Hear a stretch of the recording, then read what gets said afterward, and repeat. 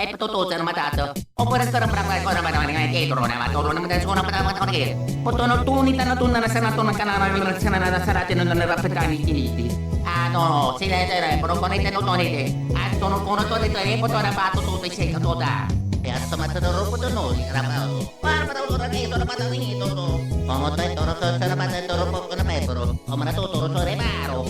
Tutupa!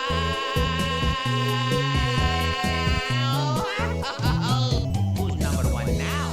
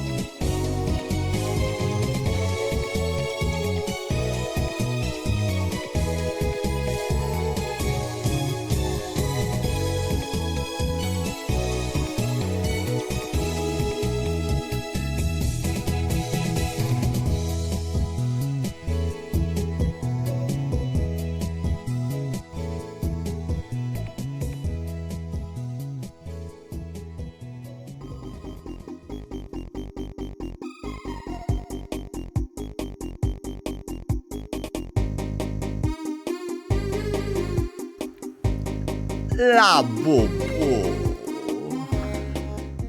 La bobo. La bobo. Ah! Ooh! Ah! Ee!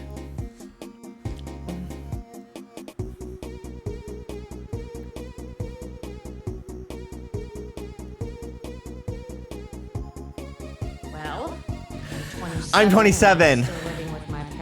I can't hear it. I have an art history degree from a Night school. My cat just died. I've lost 25% control of my Sphincter muscles. I get a clicking sound in my jaw when I eat. I drive a 91 Dodge Neon. I have ovarian cysts. Sometimes I pee the bed still. I have alopecia. The only man who wants to fuck me is my 48-year-old manager at Pizza Street. P.S. He only has one ball. So I guess... Better than you. Better than you. Well... I'm 27 and I'm still living with my parents in Overland Park. I have an art history degree from a night school. My cat just died. I've lost 25% control of my sphincter muscles. I get a clicking sound in my jaw when I eat. I drive a 91 Dodge Neon. I have ovarian cysts. Sometimes I pee the bed still. I have alopecia. The only man who wants to fuck me is my 48-year-old manager at Pizza Street. P.S. He only has one ball. So I guess better than you. Me when my tongue is glued to the back of my front teeth. I was watching clips of Luscious Massacre on... there's just a bunch of streamers, like famous streamer boys that have just been parading Luscious around for content. And she's the most interesting one in the room, of course. And she just keeps going... before she says something, and everyone keeps going, why does she sound like the girl from Hereditary? Why is she doing that?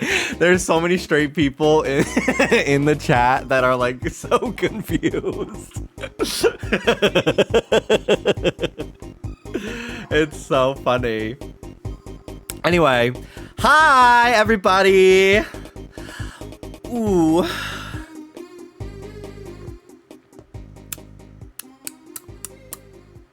Wow, I'm so glad to be back. This is amazing. Thanks for watching. Take care of yourselves, and I'll see you guys next time. Bye. Hello, guys. Hello, Sammy. Hello, Rattan. Hello, hello. See you next week. Bye. Hello, Octoblur. Hello, Anne. Hello, AFK Fairy. Sammy. Clefable, Maddie, Alexita. Hello, Sketchy Pixels. Thank you for the 5 years. Worth every penny. I've been glad to see you thriving in California in the streams I've attended recently. I also got my first Labubu. Love. Everybody say love. Anyway, best wishes to you, Dallas and puppies. Thank you so much. I really, really appreciate that and the kindness. It's very sweet. Thank you so much. Hello, Alan. Hello, Tavia. Hello, Dan. Hello. Maddie, Alexita. Hello, Hannah. Kebra, thank you for the 72 months on tier 2. Hello. Huntober, how's it going? Hello. Miss Fluffy Kitty. Welcome back. I bought a Labubu. Which one did you get? I want to know. You need a smoking emote for times like this.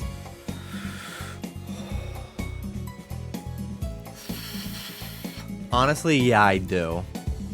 I need a cigarette.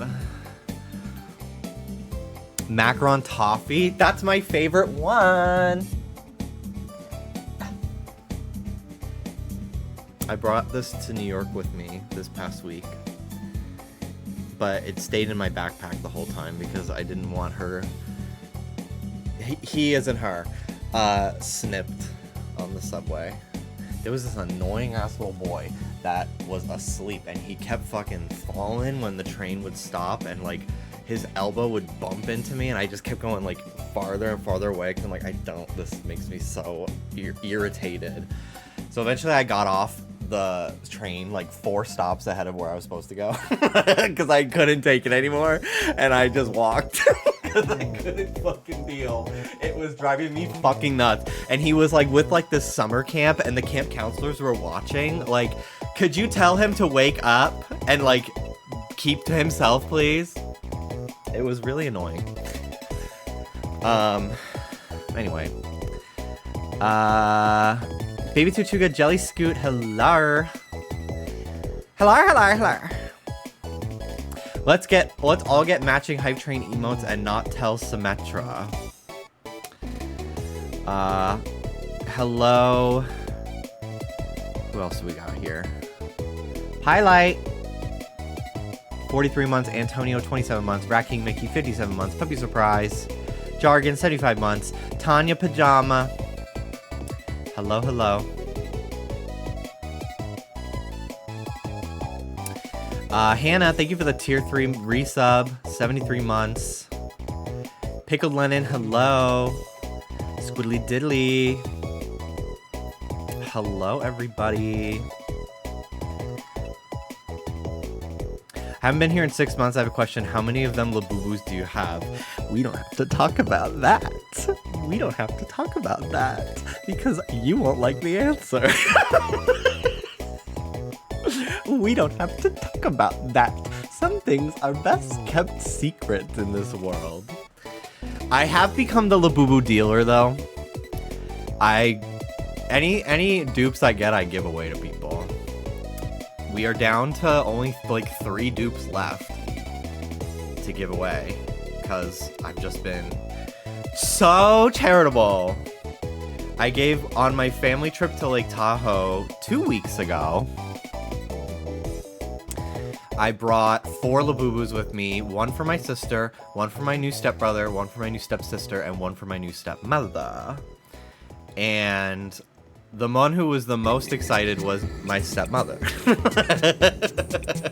She was like, my first one! And I was just like, that implies you will be getting more. So they all really liked them. And then, so I got my sister. Did your dad think they're demonic? No. No, he doesn't roll like that, thankfully.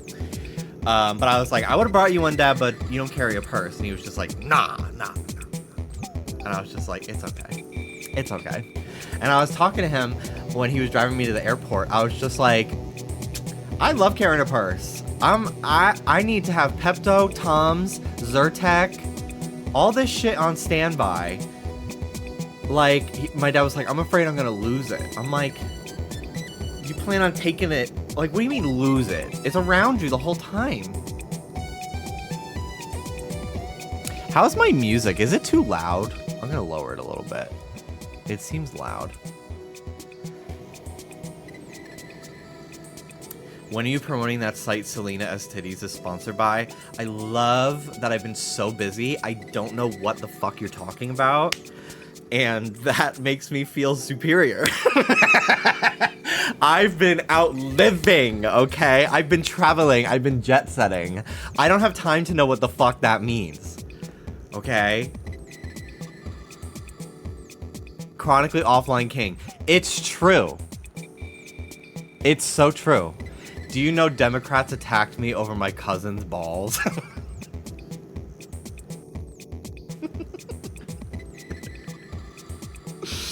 They're huge. It's crazy. No, because why am I obsessed with 2 divas named Jimmy now? My hopes, my vague hopes of ever eventually one day getting on Big Brother are now squandered. Because they only cast 1 fucking gay person per season, unless one of the others happens to be in the closet, which seems to be the case. And now it's named Jimmy, so it's just never happening for me because they don't want more than 1 gay person ever, especially not with the same name. Are you fucking kidding me? There's still Love Island. Yes. Hey! Hi, guys! Ooh! Hi! Hi! Who wants to paint each other's nails? What are we here for? They should do all gay people. I fear people would be sucking and fucking to the point where they would have to never have the live feeds ever again. It would never happen ever again. I finally learned the format of Love Island and came to the opinion it should be illegal. Apparently this season of Love Island sucked. Dallas was telling me it was not as good as the last season, and it just ended, and people who like the ones who were there like the entire time that people actually got to know like didn't even win. They all got sent home, and it was like some random ass couple and some new ass person. I've been hearing bits and pieces about Love Island over the last few days. I feel like I heard way more about this one from people. I do think that it's probably more viewed than the last one, but from people who watched the last one, they think the previous season was much better. It sucked, but my algorithms keep showing me Love Island shit. Yeah, I only have Love Island shit in my like brain because it was some hot topics on the podcast, and then I like Dallas has been watching it because it's on like every day. Yeah, it's 6 times a week. Hi, Pickled Lennon. Yeah, it airs like every day. So he would just like watch it while on the treadmill. Because Dallas, we have a little mini treadmill that doesn't go very fast. It's just for walking.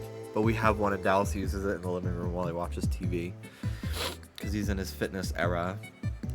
And so that's what he watches while on the treadmill. So like I go out when I'm working, and I go out into the living room for a second. He's like, this girl just did this guy, and then did the... They also have viewing parties in bars for it, like Drag Race. If they end up having fucking Roscoe's for Love Island, I think they already kind of just do, and it's like a week of the show isn't broadcast, and instead it's called like After Sun or something like that. I don't know. I'm pretty sure. That could actually be something you put in your hair. Now that I think about it. Or maybe that's the pun. Maybe that's the pun. Anyway, I have so many things to share with y'all. I've been gone. So, I don't remember the last time I streamed, honestly. But it was definitely like at least 2 weeks or so. How I missed your childlike giggle. You missed it? Ah! What did you bring for chat as gifts? Oh, you're not prepared for what I've brought. I brought a lot of stuff home from New York with me because my dad is moving. I've got little objects for the next year, okay? And I'll share them. So, last time I streamed, I don't fucking know when that was, but I've been very busy. So, I work on the podcasts Sunday, Monday, Tuesday, Wednesday, Thursday. So, my time to stream is usually Friday, Saturday if I do. Sometimes on a Tuesday. We'll see. But anyway, I went to Lake Tahoe, then to Yosemite over the 4th of July like weekend. Hello, Blizzardy. And the podcasts were still going. Not Loveline was coming back from break, I believe, and Just Trish was going, right? So I was not going to be around Thursday or Sunday. So I had to double up on my work to get everything I needed done for the Thursday I was gone and the Sunday I was gone on Monday, Tuesday, Wednesday. So I was editing like 3 fucking episodes of every podcast all on like Tuesday. I had Hot Topics on Monday and Wednesday. I just had a bunch of shit to do. So there was no time to stream before I left. And then as soon as I came back, I had to do the same thing again, do 5 days of work in 3, because I was then flying to New York to then go with my sister to Pennsylvania for a family reunion for like my mom's side of the family. So, I was just busy. We left Thursday for Tahoe. We drove to Tahoe first. My family flew in Wednesday night at like 12 o'clock in the morning. They landed. So we were like, well, I have to work that day anyway, so we'll just drive up Thursday morning, get there in the evening, and like that's when we'll hang out. So you guys can sleep in after your flight and everything. So we get there. We leave Thursday at like 8 o'clock in the morning. We don't get there until like 5 in the evening. It was a long drive. I was not aware. I thought that the drive was only 4 hours from LA to Tahoe.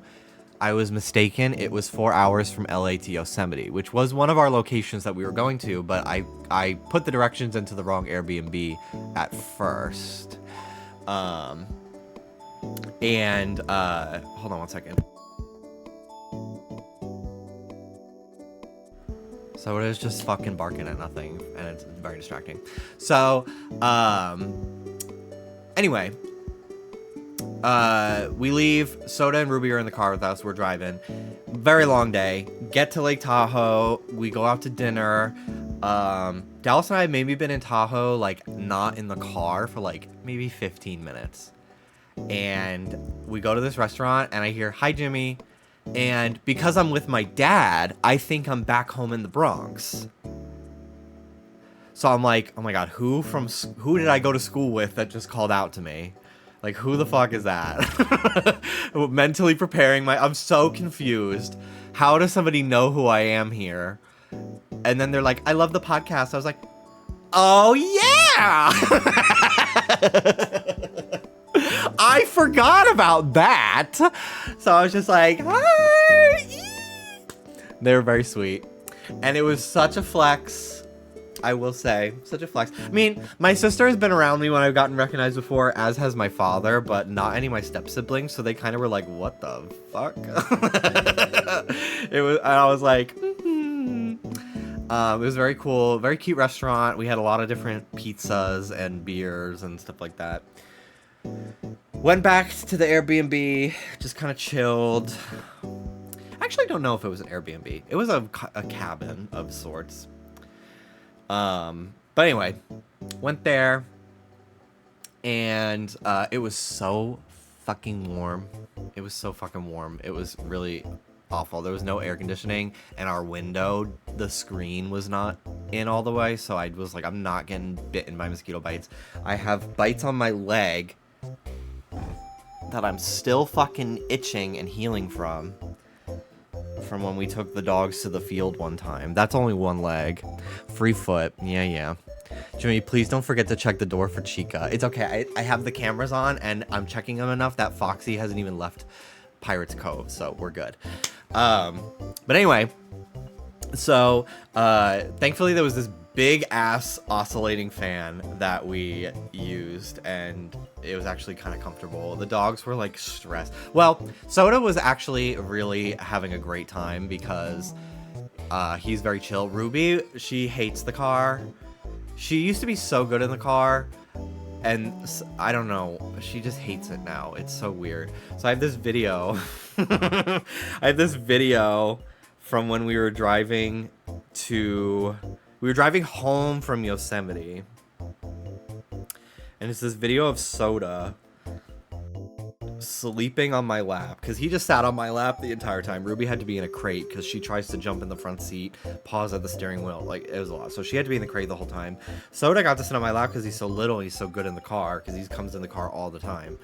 So this is the juxtaposition of Ruby versus Soda's experiences in this car ride is summed up in this one video.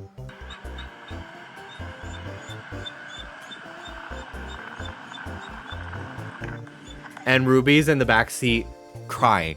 That was the entire 8 hours. 8 hours. 8 fucking hours of Ruby. And then sometimes she'd get tired and give up, and then wake up if we like stopped at like an exit ramp, or like if there was traffic, and then she was like, she hated it. Soda, it was so ridiculous. But yeah, so we Tahoe was nice. I honestly forgot it was 4th of July because I don't fucking celebrate that shit. Fuck America. What are they gonna do? Like, I'm in California. Sorry. Release the tapes. Release the list. Then we'll talk, right? So, anyway, if I was in Florida, I'd keep my mouth shut. So we go to the beach, and I think it was because I was kind of surprised, because I just kind of assumed that, I know that like not all of California is woke as hell, because we drove through like the wine country, like vineyard, just farmland, and that might as well be fucking Kansas. Like it's very rural, small town conservative. But I was very surprised at Tahoe, considering how much of a tourist destination it is, how seemingly conservative it was. They did have pride flags painted on multiple crosswalks. And it was like the updated one. Like the one where they added the trans colors and the black and brown. Like the progress flag. It was up to date. So, and I guess it was 4th of July, so, like, all the MAGA hats, they come out of the fucking shadows. But, yeah, when we were at the beach, I maybe saw, at minimum, 15 MAGA hats. There was a guy who kept giving me dirty looks. He had an ankle monitor on and a swastika tattoo in the middle of his back, and he kept turning around and giving me fucking death stare. So I finally was like, I would like to go back now. I've had my fill of the beach. We went in the water, like, I just want to go. I just want to leave. There was it was basically a MAGA parade. Like, it was cops, it was probably the really racist firefighters, because I know some firefighters who are good gay people, progressive gay people. Anyway, they're giving out the flag with the blue line in it. There were people with Trump shirts, like, it's a MAGA parade. There was a fucking 12-year-old at the oldest boy with a MAGA bucket hat, and the girl who was at the bar, at the tiki bar. So ironic to be a tiki bar filled with nothing but, like, racist white people in it. It's like, of course. She's wearing an American flag as, like, a cape, making drinks, and she goes, "Love that hat." Like, it was so... So, that was the only part that I didn't love. But overall, Tahoe was very beautiful. Just like walking around, our cabin was really pretty. Didn't really hike at all in Tahoe, which, like, thank God. I don't like to hike. I bought these fake dragonflies that you, like, clip onto your backpack, and they're supposed to keep mosquitoes away just in case. And I bought so much bug spray. I was like, I'm not getting this. I was nervous for the dogs too. I was like, I don't need them getting a tick or, like, attacked by a wild animal. I was like, I don't really need to do all that. My dad and his wife, my stepmother, love her, by the way. But they're very, like, itinerary people. Like, she was like, let's get up at 6:30 and we'll go on a hike, and then we'll go out to breakfast at 10, and then we'll go. And I was like, oh my god, oh my god, oh my god, oh my god, oh my god. I literally, like, I couldn't do it, and thank God that didn't end up happening, because we were gonna go on this hike, and we went to the trail, and it ended up being like a beach. It wasn't even a trail, and there was no cell service, so we got there first, because they were all at the gift shop. They went to 2 different gift shops. So we're trying to fucking call them and tell them, don't come here. It's $40 to park, and it's a beach. Like, don't come here. Like, let's just go to Yosemite. Because we wanted to go to Yosemite early, because the last thing we want to do, because the plan was 2 days in Tahoe, drive down to Yosemite, 2 days in Yosemite, and then Dallas and I leave. And then they leave on the Monday, right? So it's already like noon, and I'm like, why are we going to go on a hike for probably like 3 hours, then start driving what ended up being like 7 hours. It was like 4 hours to go directly from Tahoe to Yosemite, but we decided to drive through Yosemite because it's more scenic, and it was worth it, but that made it like an 8-hour drive. Because it's, you know, it's slow, it's windy, there's no passing lanes, so you're really just going at the same pace as everyone else is, so it really added a lot of time. And I was like, why are we gonna, like, just get to Yosemite at 3 o'clock? It's gonna be dark halfway through the trip through the park, and that is scary as fuck. It's so scary, because it's like you're driving on the edges of mountains, and then you don't even get to see the beautiful scenery. So I was like, fuck this random ass trail, like, let's just go. So we hit the road at like noon. And we were finishing our trek through Yosemite at like 6 o'clock in the evening, so it was still nice and bright out, but it was like, it was just beautiful. It was like really life-changing. I was on SOS for so much of the trip. It was really, really nice to like, literally, like, I have no choice in whether or not I am thinking about the world, right? Like, I don't have to care about what anything in the fucking world that is gonna just make me fucking terrified. Like, I'll save that for nighttime when we get to the fucking Wi-Fi and I doom scroll. Like, so I had like 6 hours of just like, nobody can text me, nobody can ask me anything, nobody can send me a meme. Like, I really just got to sit with Dallas and talk and drive and look at the scenery, and it was great. I really enjoyed that. So finally we our main destination, I didn't really feel like stopping very much in Yosemite because it was a peak travel time. It was like 30 minutes in line just to get into the park.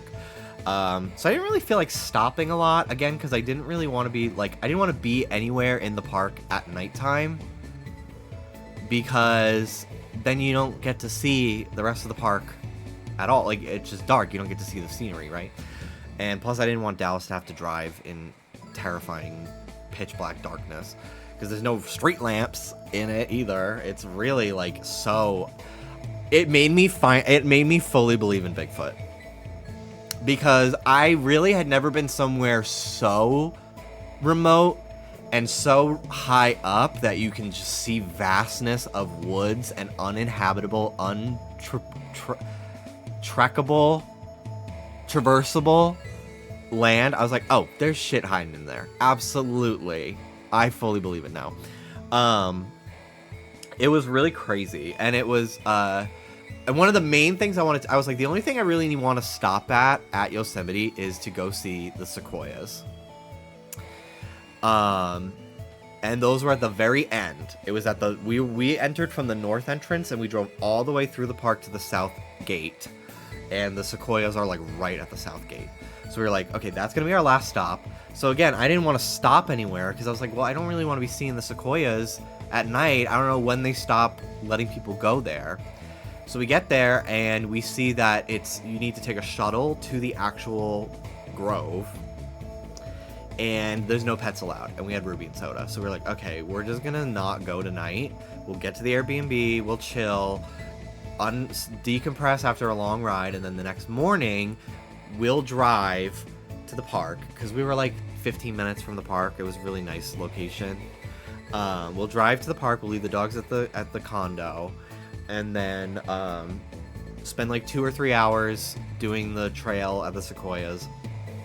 And then Dallas and I will split from you guys, and we'll just head home, and we'll get the dogs and everything. So that's what we did, and it was really nice to like get to be there on like a brand new day. I was well rested. I really got to like, because it was like it was like a 2-hour hike, and it was like relatively strenuous, more so strenuous on the way down than the way up.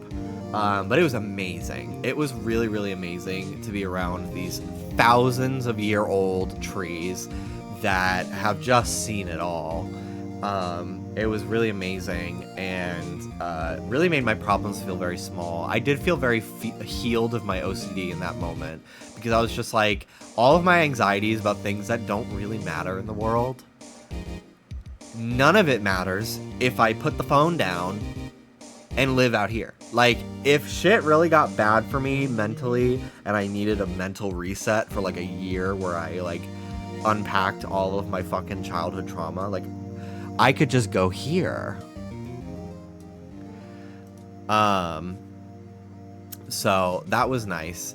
And pretty much all the sequoia are fenced off, and they have signs explaining like, hey, please, we have it gated off up to like 6 feet away from the tree, because even though you don't think you're damaging the tree because you're so far away from it, the roots go on for so long, and the microorganisms that live in the soil that allow the trees to get the nutrients, you're gonna trample them and affect the life cycle of this tree.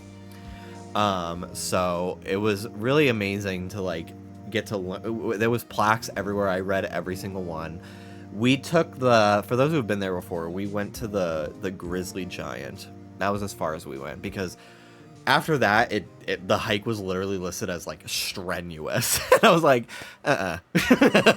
But if you take that hike, there's like hundreds more trees. But I was like, no, nope, no, thank you. I'm okay, actually. And there were 2 sequoias that were not fenced off because I think they were like, it is what it is. One of them was one that they cut into a tunnel so cars could drive by because it was like a tourist attraction back in like the 40s or some shit, maybe even farther back. Completely just like ruined this tree's, like it's on its way out, basically. It's still alive, but like it's not gonna live the life the other ones have because they've already gutted like the entire trunk. People have carved their names into it. So many of the trees there, Sequoia and not, had people's names carved into it. And they've been there so long that like moss was growing in the shape of the letters. I was like, the narcissism, the self-centeredness of it all, it really actually drives me nuts. Because that damages the tree. Like, how ego-driven that you feel like you need to put your stamp on this forever. It's like, why? Why do you need that? So, I connected with the tree a few times.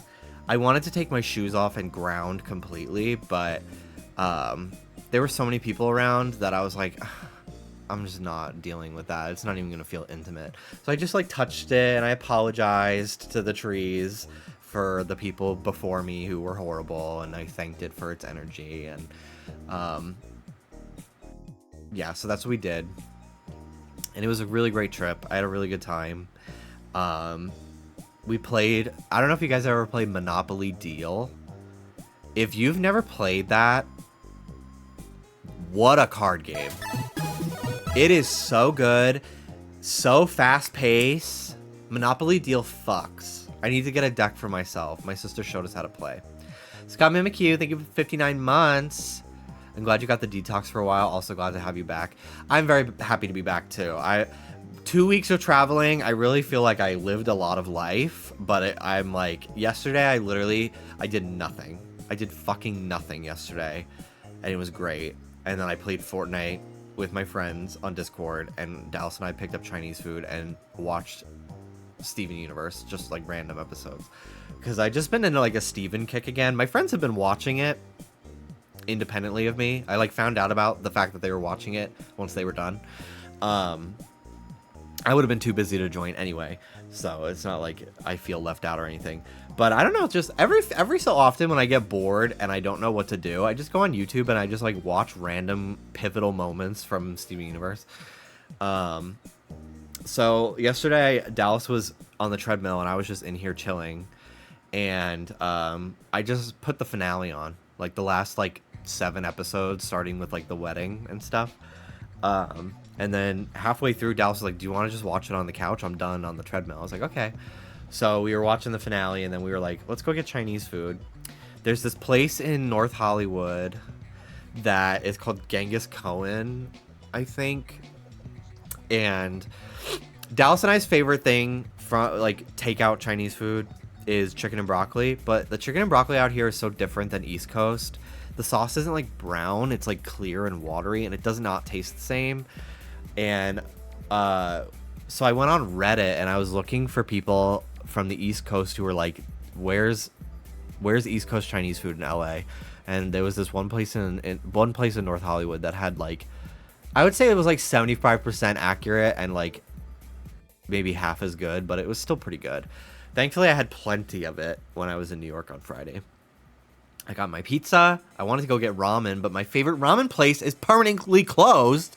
I've been going to this place called Toto Ramen in Hell's Kitchen since like 2014. It has seen many chapters of my life sit down and eat food, many dates that I've been to. And it's gone. And I'm so sad about it. It was my favorite ramen place in the city. So I was really, really sad about that.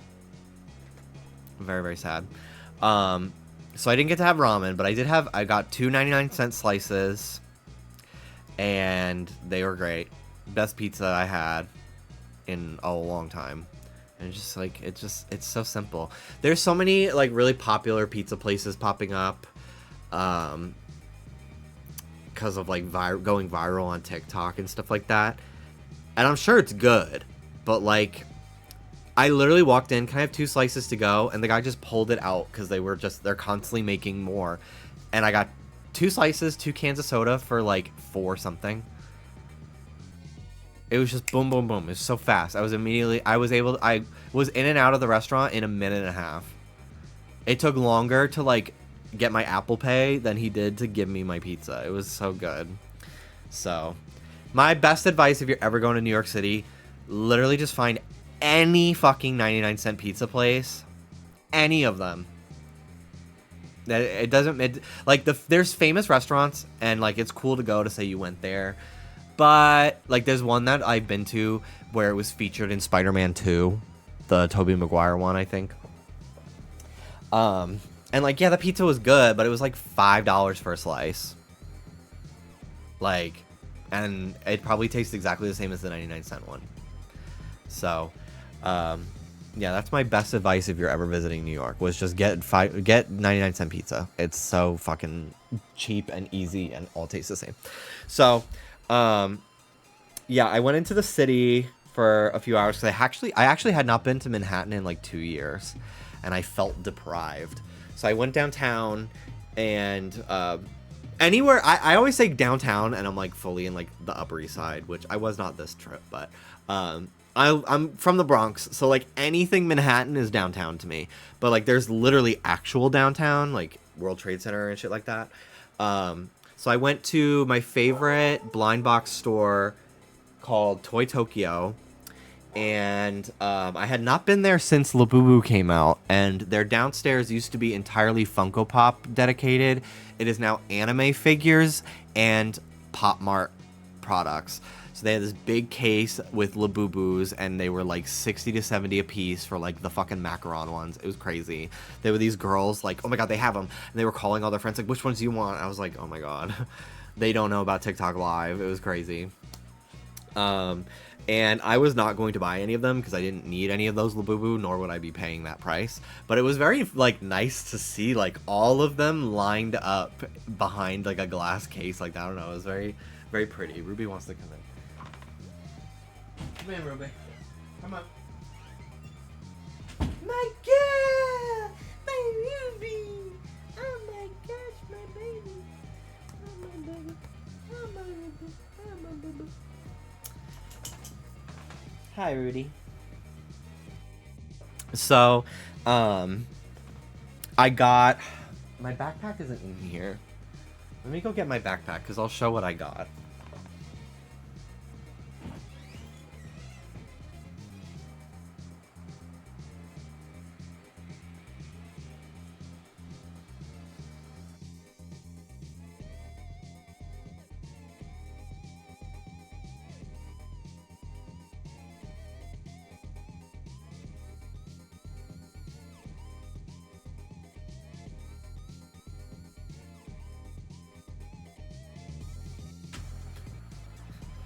So, I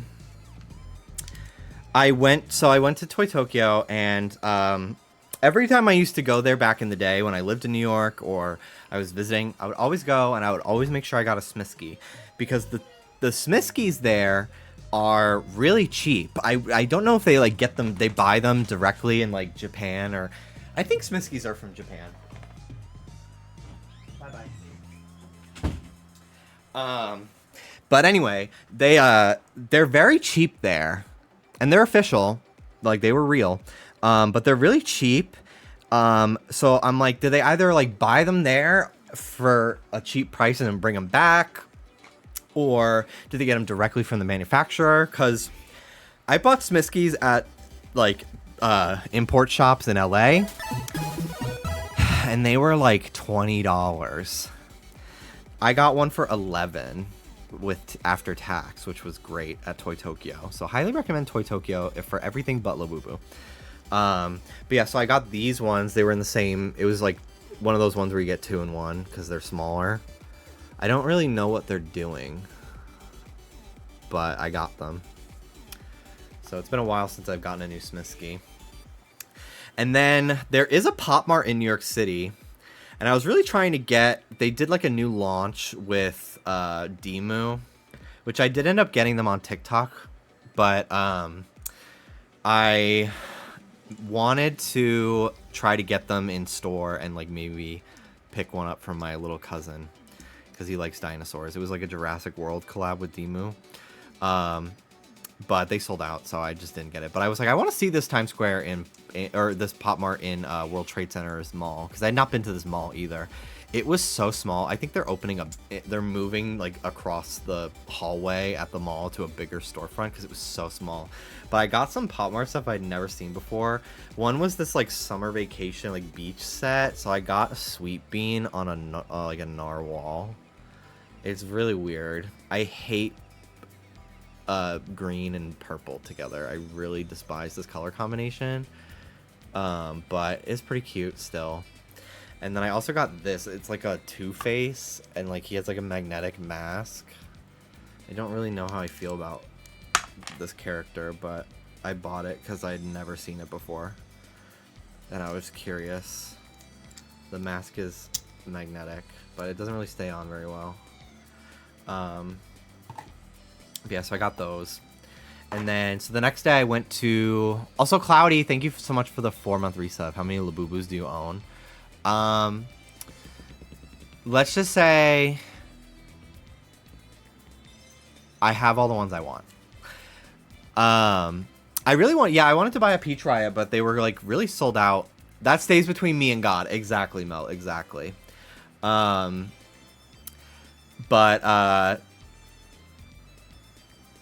Yeah, so the next day, came home, next day, woke up at like 7 o'clock in the morning.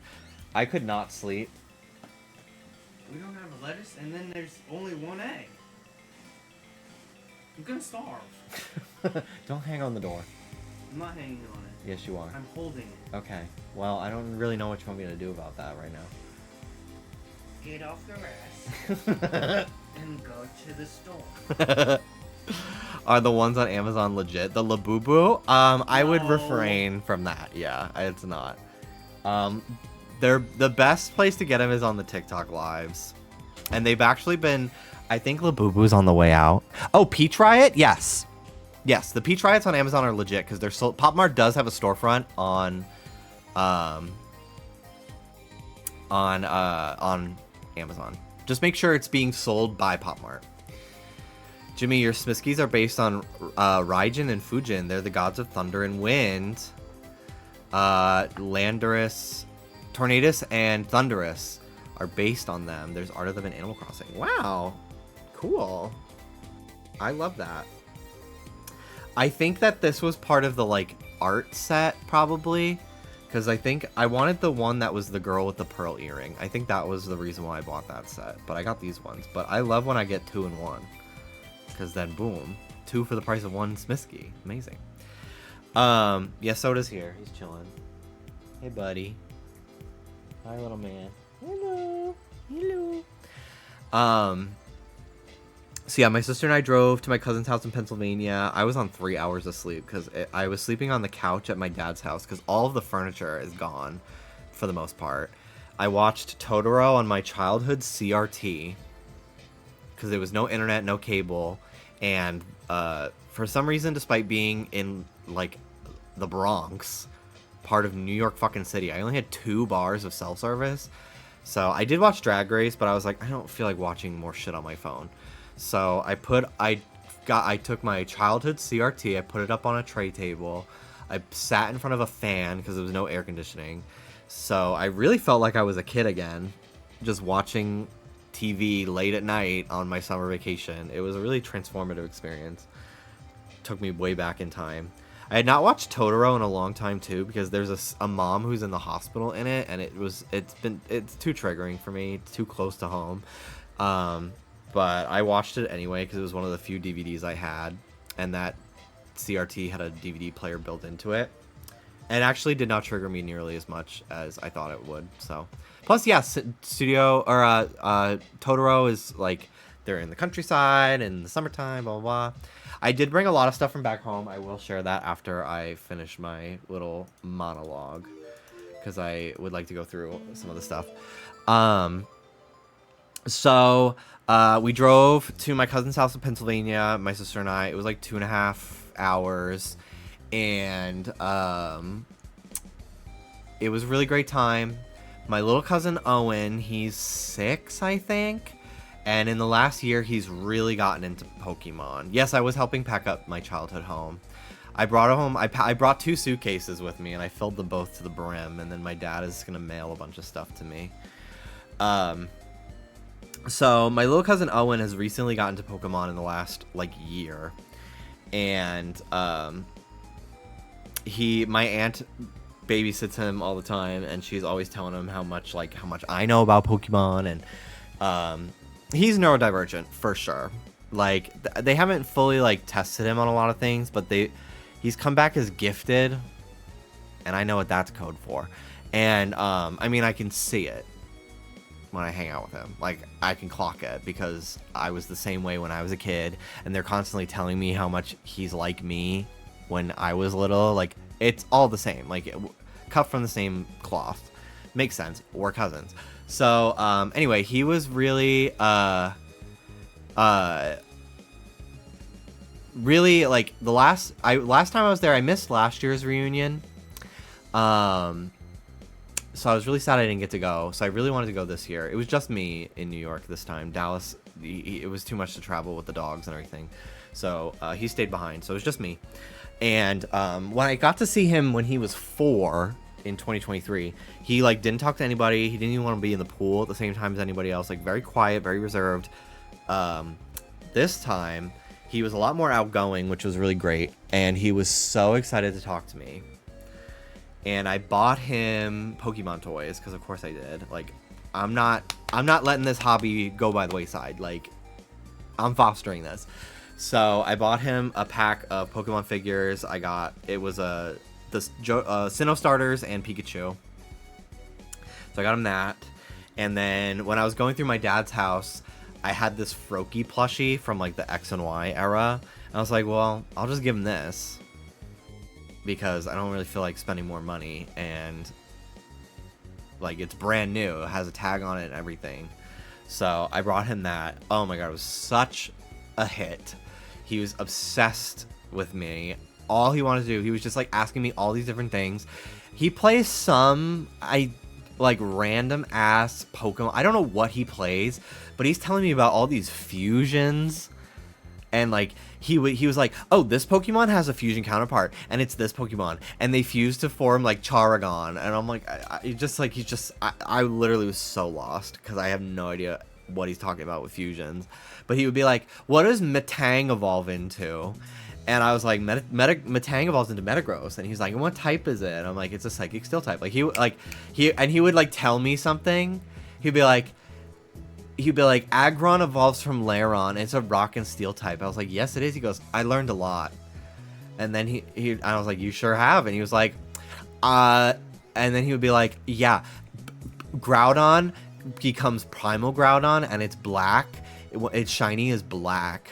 I've learned a lot. Like he would always just say, I've learned a lot. Like it was very cute. And then I have other cousins too, but they're like more into sports and stuff. And my sister's boyfriend, who always plays sports with them, was not there this time because he had to work. So I kind of like talked to them a little bit, but they were off doing their own thing. So it was really me, my little cousin Owen, who's 6, and my other little cousin Tommy, who's 4.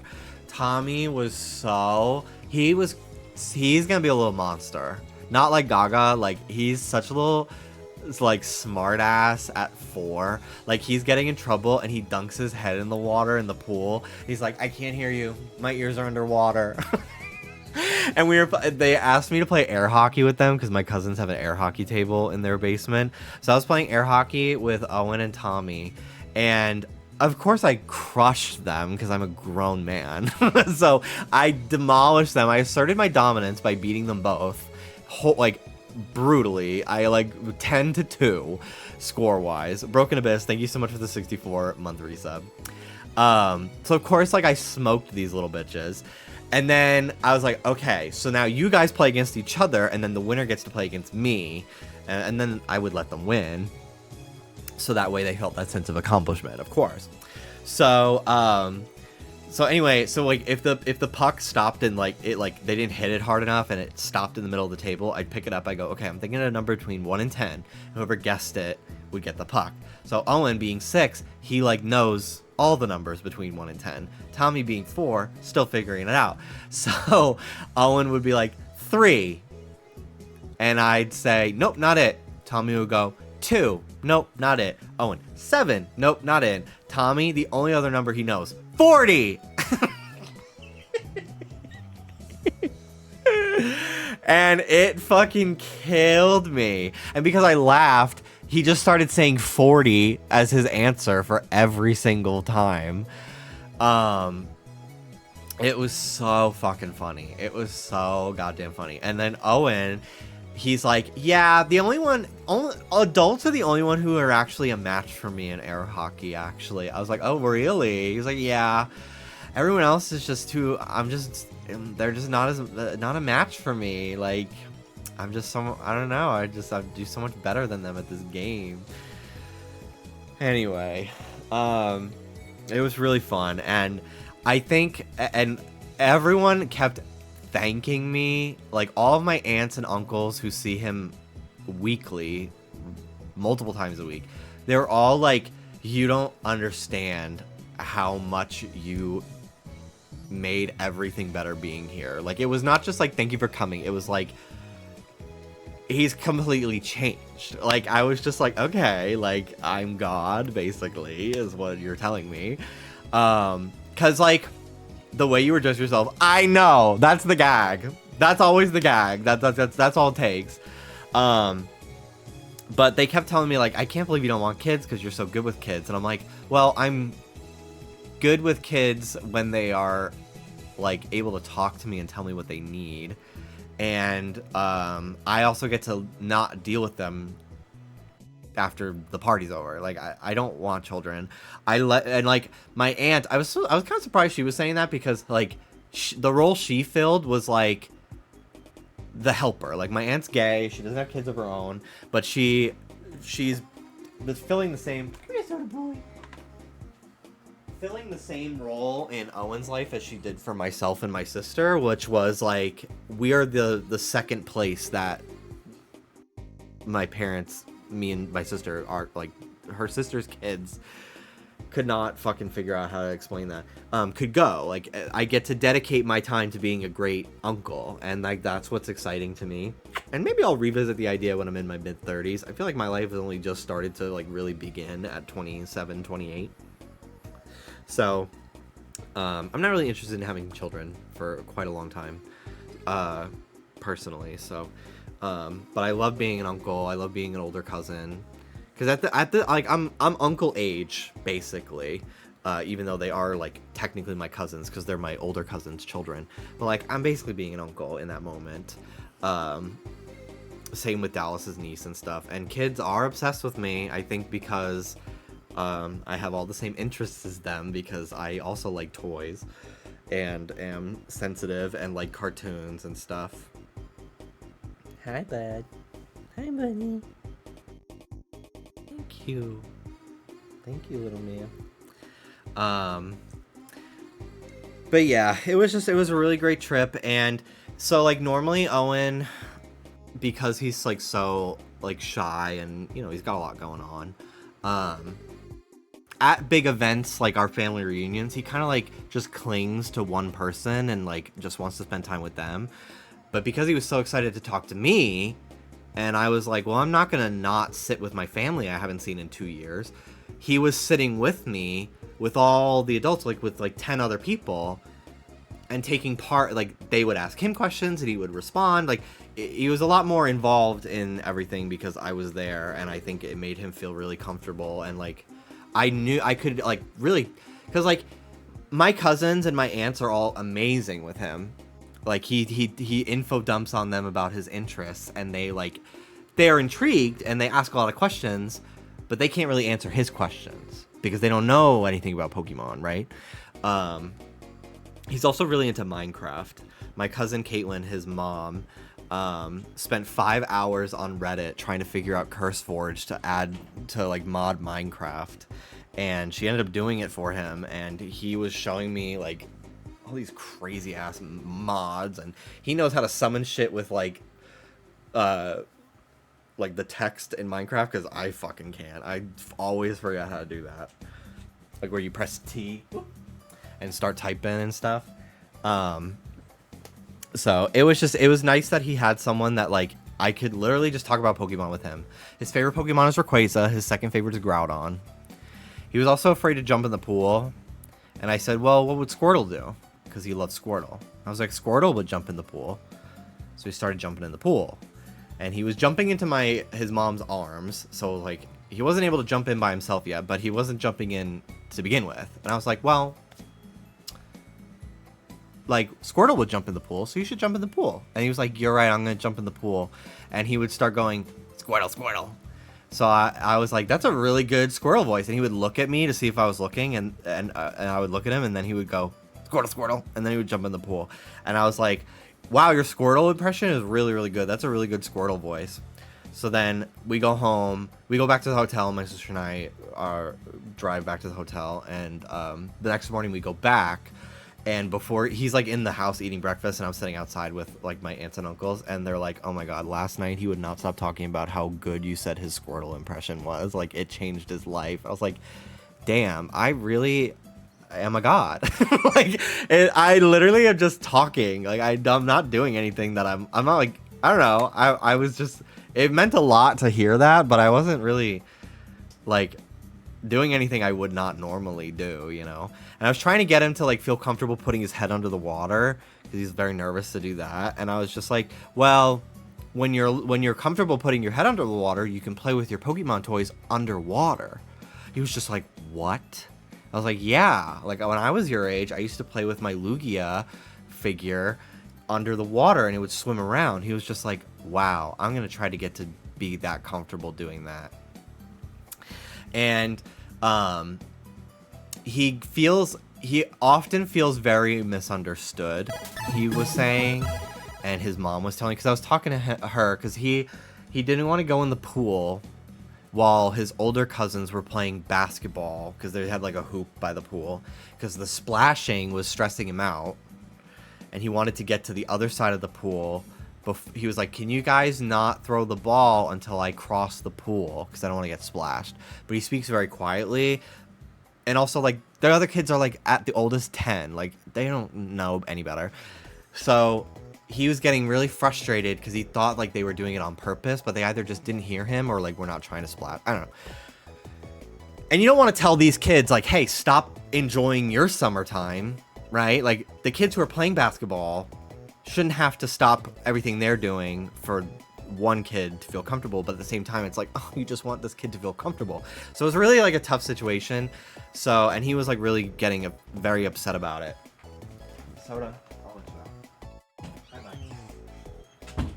He was getting like really, really overstimulated and stressed out about it, and I was just so amazed and impressed at how like calm, like, and help, like really his mom, my cousin, like really just was like, hey, but you know, I get that you feel that way, and like we can try again to ask them a little louder, because I just think they didn't hear you. And but it, you know, it is a little annoying that they're splashing so much. Like it really, she just was just the perfect person to be the parent of him. Like it really. Is this the same kid that was like, I don't want to talk to you, bye? Yes. And now I'm his favorite person. All he talks about is me. The next morning he was just like, so last night, Froakie, it was crazy. He was wearing headphones for a while. It was crazy. And then I slept with my Froakie last night. Thank you for the Froakie. I love it. But yeah, he feels misunderstood all the time. And there was this one instance where he got in trouble at school because this girl, they were all waiting in line, and this girl behind him, who is like also 5 or 6 years old, was breathing, and it was touching his neck, and it was making him feel uncomfortable. So he kept saying to her, like, excuse me, because he's very articulate. And he was like, excuse me, like, I really don't like when you breathe on my neck. Can you please stop? And thank you, Noah Sanchez. And Davy Jones, thank you for the 7-month resub. Sherbert, thank you for the streak. Valid, right? But like, the other kids are not at his level yet.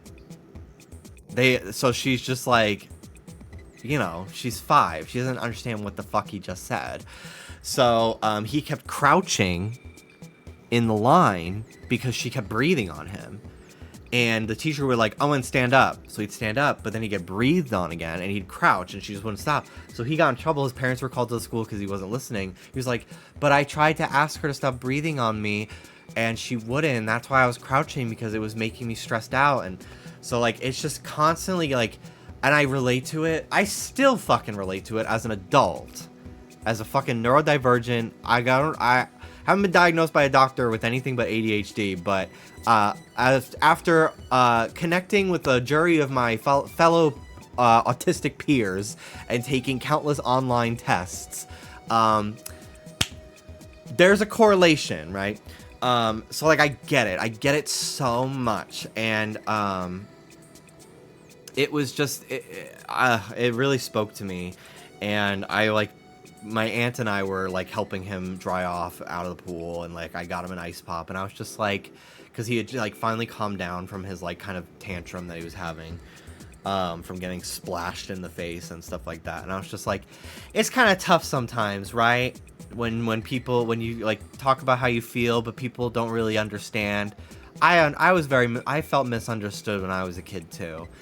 And I tried to tell him, I was just like, eventually the other kids are going to be old enough that they can kind of understand what you're asking, and it'll get easier. Like, I just really wanted this kid to feel like because I love my family. Not many of them really understood how to talk to me, other than like my own parents and my aunt when I was a kid. Like, I constantly felt like I was a burden. I was too hyperactive. My tone was always misconstrued. I'd be having an amazing time, but because I like didn't speak in the correct tone, I got yelled at for being like having an attitude, and it would just confuse me and like bring me to tears, because I was like, I don't know what I'm doing wrong. I'm having the best time ever, and yet I'm being treated as if I'm like disrespectful. And it was just so confusing. So I really like, my heart aches for this kid, because I've been there. I've been there, dude. It sucks. So I just really tried to like really be attentive, and I really wanted also, like, you know, my aunt is with him all the time.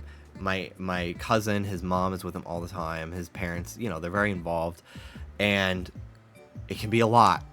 Because he can't, it's tough to like let him be unsupervised, because he does require a lot of attention, and I kind of wanted to give them like a break from that. So I was just like, well, let me hang out with him all day. Like, yes, I'm socially exhausted from going through the Pokedex in my fucking mind to answer every single type combination that he asked me about, but like, it allowed my cousins, his mom, and my aunt to like get to socialize and have like a day where they're not like, you know, they got some time. Like, I felt like I really got to help out everybody and I had a great time. Like, I also am kind of like, when I'm at a party, like, I kind of either cling to like 1 or 2 people or like the dog. And I've been trying to be better about that and like really introduce myself to people. And this was obviously not something that I needed to do because I was with family, but like, I love being like the fun uncle, the fun cousin that like they get to just like play with and talk about. Cause I'm like, yeah, let's go to the playroom and we'll play pretend. Yeah. Like, take out the Barbie dolls, take out the little people Fisher Price. I was with Dallas's niece. Yeah, let's make clothes for our Labubus out of construction paper together. Like, I enjoy that because, like, I get kind of stressed out in social situations anyway.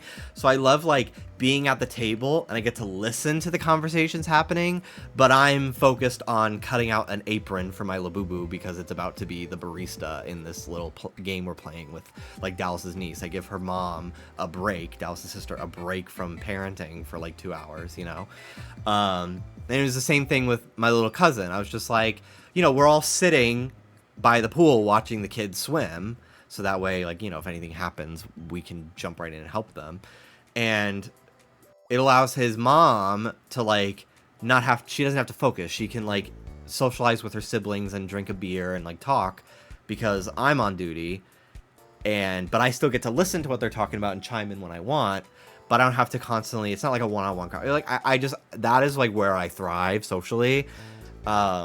Is if, like, there are multiple things to focus on, like a dog, like I could pet the dog, a kid, the kid can ask me questions about Pokemon. Like, it just was a really great experience, and it was so great because I really, a lot of these kids were COVID babies. They're at the oldest, like, I think my cousin my oldest cousin, she's in 7th grade, which she told me she'd never watched SpongeBob and she'd never seen Hannah Montana and High School Musical, which, like, the Disney stuff I figured, but, like, SpongeBob, like, kids today still watch SpongeBob, but I guess they don't. I don't fucking know. So my sister and I made her a long list of, like, Disney Plus things that she needs to watch because she's, like, the prime age to be into all these things. Yeah, all my cousins are, like, pretty young, and I didn't really get to see them very much when they were, like, really little, and then now that, like, most of them are sentient, I haven't got to see them because COVID. Then I moved to Florida, and now I moved to California. So I've really only seen them, like, once in the last, like, 7 years. And when I was, even my older cousins, too. And when I was a kid, multiple times a year, we were going to my Aunt Dee's house in Pennsylvania, and I would get to see my cousins, like, Carrie and Caitlin. And then now we're going to Carrie's house, and I get to see all of her kids. And it's really, like, this is the new generation of my childhood. And it's, like, it's so amazing that we have that. And we're really trying to stick to this, like, at least once a year reunion to see everybody. My mom's siblings, they all take, like, a sibling trip, and they go to, like, 2 years ago they went to Ireland. I don't know if they did one this year. But they were talking about maybe going to Scotland, and I was just like, but my aunts and uncles were not really into it. So I was just like, why don't you guys come to Palm Springs? Like, come to California somewhere. And, like, that way Dallas and I can come. We can bring the dogs. We can show you around California. Like, that way you don't have to fly internationally. It's, like, half the time of the flight. Like, it's so much easier. And, like, some of my uncles already live here. So they were like, that's not a bad idea. And I'm like, I love getting everything I want. I have a little cousin who's into Pokemon for the first fucking time in my entire life. Like, this is amazing. And now my family is potentially going to come visit me for a change.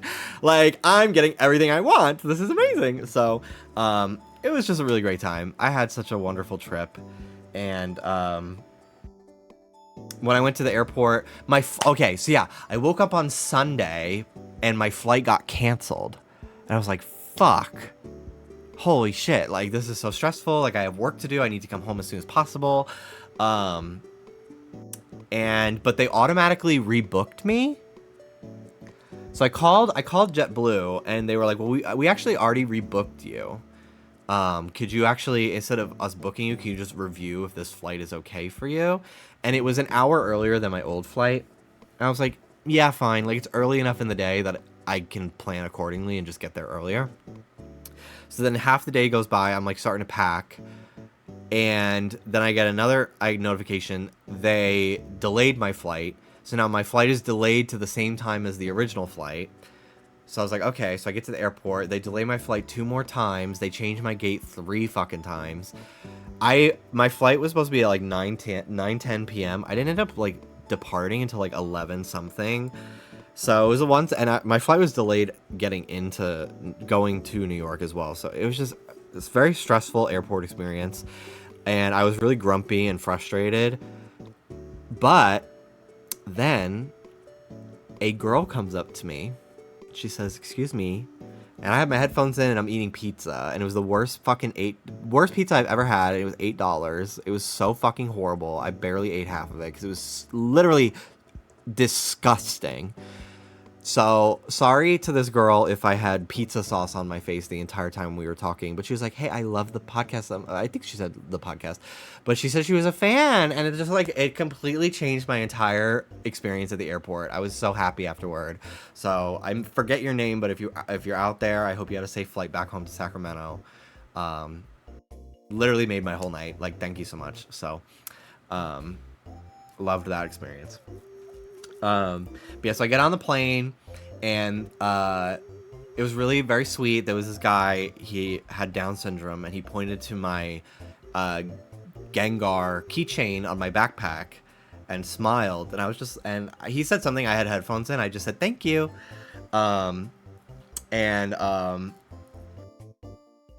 So anyway, so the flight takes off, and halfway into the flight, unfortunately, I smell something really, really bad, and it's like really bad. It's lingering. It's not like quite like a fart. And the guy goes to the bathroom. He's gone for like 45 minutes, and I was like, well, this is my chance now, because I had a window seat. I usually pick the aisle seat, but when they rebooked me, the only seat was a window seat. So because I like to, 5'10", it's not, I'm not gigantic, but I'm tall enough that flights are uncomfortable. So I like having my chance to like put my foot out in the aisle a little bit, like spread out. I can go to the bathroom whenever I want. So there's a girl in between me and this guy, and so I'm like, it's such a pain in the ass to ask them both to move. The flight is probably not a great experience for him sensory wise, so I'm not going to ask him to move, right? So I'll just hold it until he has to get up. So he goes to the bathroom. He's gone for like 45 minutes. I think he might have had an accident, and I'll explain why in a minute. But anyway, so I'm like, okay, he's gone. Like, I can ask, this girl is like 4'8". Like, she could literally just like go like this. She doesn't even have to get up. I can just squeeze by her. So she has her head down on the table, and I go tap, tap, tap on her shoulder. Tap, tap, tap. Tap, tap, tap. Tap, tap, tap. I did that 4 times. So I tapped her a total of 12 times. She did not fucking lift her head up. You are not sleeping that fucking heavy on a plane. She clearly was ignoring me. So she instantly became my 100% enemy of the flight. And it's been a while since I've had one of those. The fact that she beat out both of the crying babies, girl, that's crazy. So then the guy comes back, and he goes to me, "Hey." I was just like, I took my headphones out because I kind of heard him over my music, and he goes, "My tummy hurts." And I was just like, oh, I think he might have had an accident. Like, that sucks, because he was gone for a while, and I didn't really know what to do. Like, I didn't know if he had family with him. And I had Pepto, and I like thought to maybe offer it to him, but like I didn't want his family to like see me giving him a pill, because they were like Pepto tablets, and like I like yell at me. So I was just like, okay, but I have later realized that his family was in the seat behind me, because then he turned around and started asking them for like help or something like that. So that was fine. But fuck his family, because they not only were they like, it was a bunch of like, it was these 2 high school girls who were being really mean to their mom. But then their mom, who was not even that old, she was like at the oldest 40, was being mean to her son, once again, who has Down syndrome, and forcing him, when the flight landed, all 3 of the girls were forcing him to take all 4 of their fucking suitcases out of the overhead. I was just like, what the fuck is going on at your house? Like, do you fucking, like, abuse this guy? Like, it was making me really stressed out. So I felt very bad for him.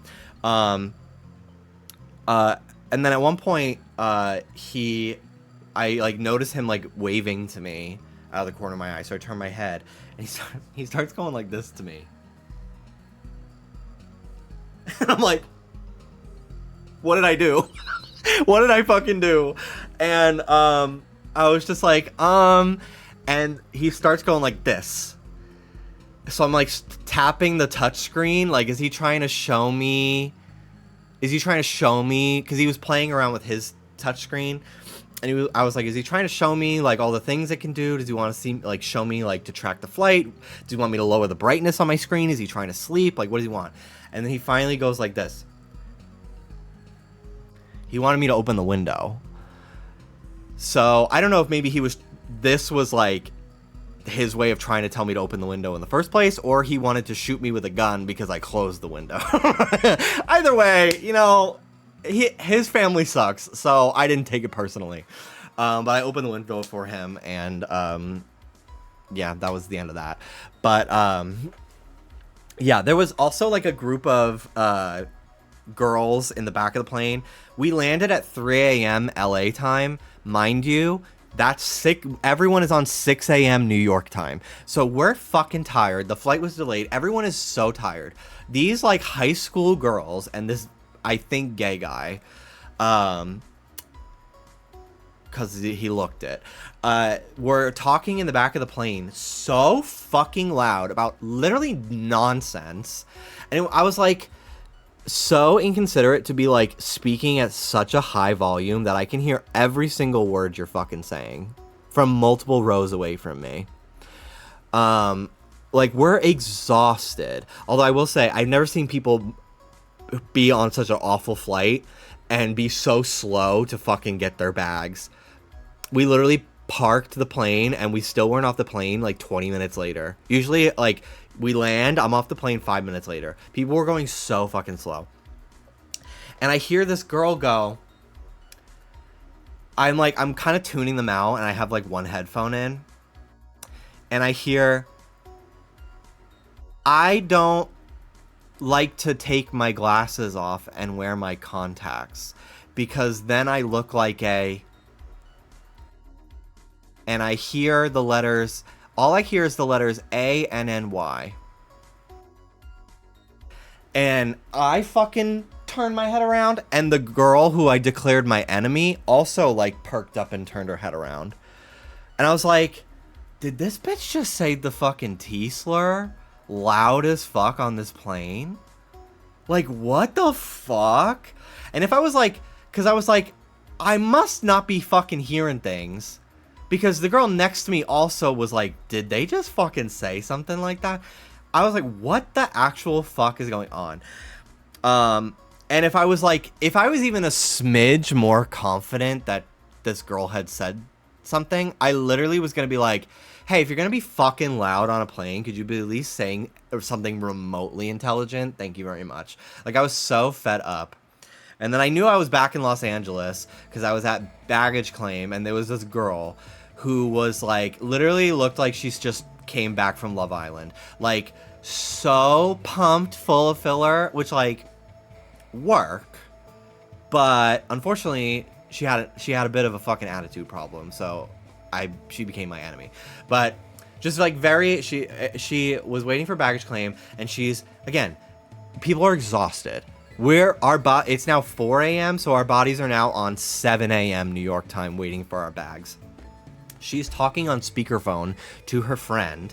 She's like, yeah, like, honestly, like, if he doesn't want to use Uber Eats, like, I can't date this guy, like, no. And then, like, blah, blah, blah, Coachella, blah, blah, blah, blah, blah, like, just, like, the most vapid, like, superficial fucking topic of conversation. And she, like, can't even, so her suitcase comes, she can't even put the phone down for 2 seconds to use two hands. She fucking picks up her suitcase, she can't even fucking carry it. And she ends up slamming into the shins of this old lady and knocking over the old lady's suitcase. And instead of apologizing, she just goes, I was like, I gotta get out of here. I gotta get the fuck out of here. I gotta get out of here.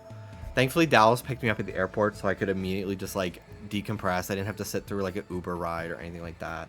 But it was just, like, I have not had a bad flight experience like that, like, from the people in quite a while. So I was pretty gagged at how many awful characters were on this flight.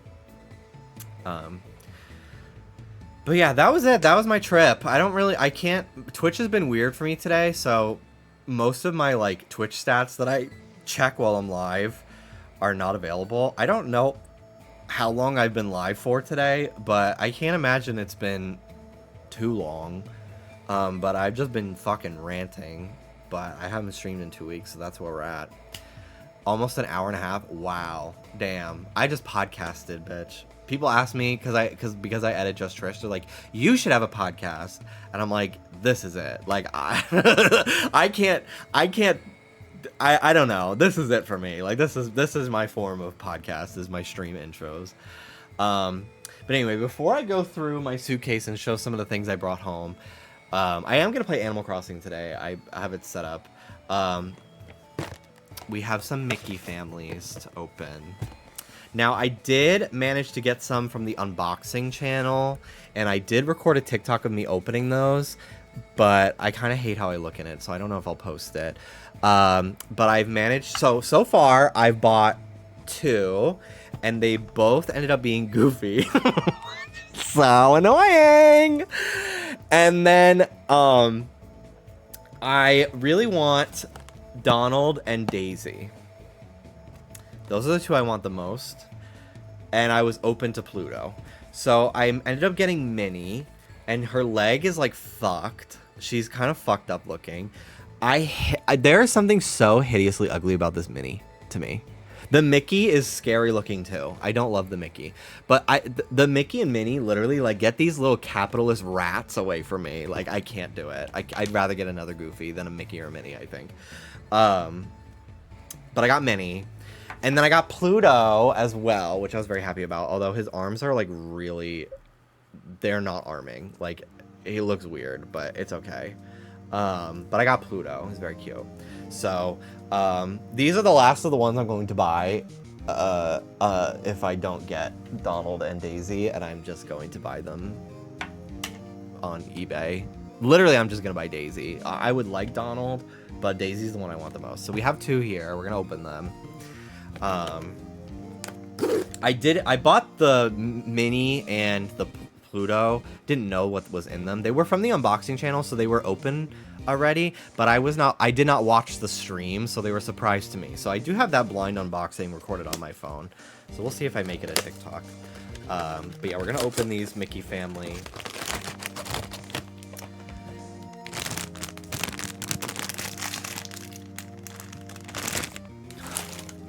Why?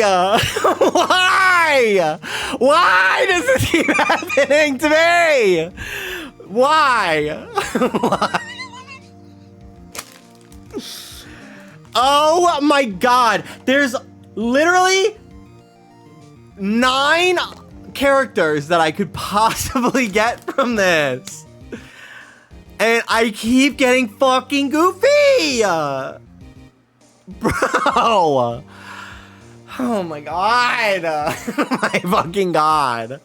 This is so annoying. This is so fucking annoying. This is so annoying.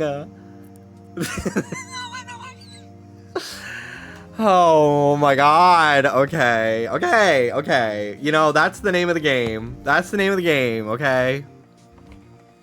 Okay. Second one.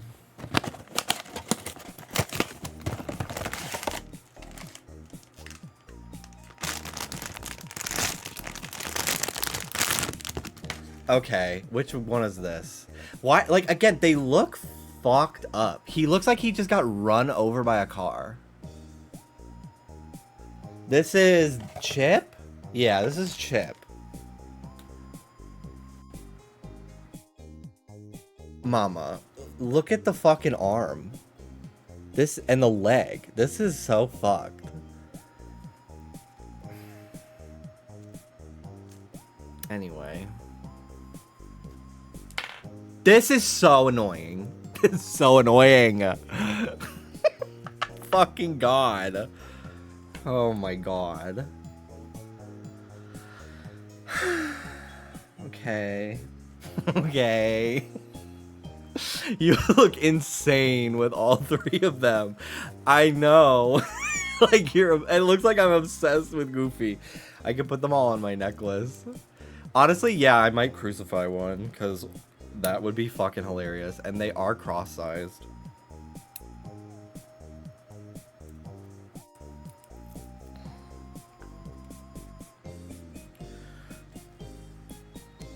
When we come up in the club, we be blazing up. I did find one of my crosses back at my dad's house. So I can add one. Here we are. Wow! This is so cool! No, this is so fucking cool. No, like, this is crazy.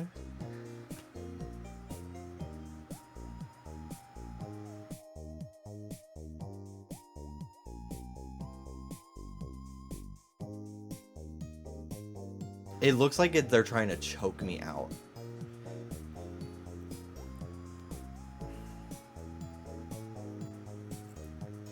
Baddie CEO.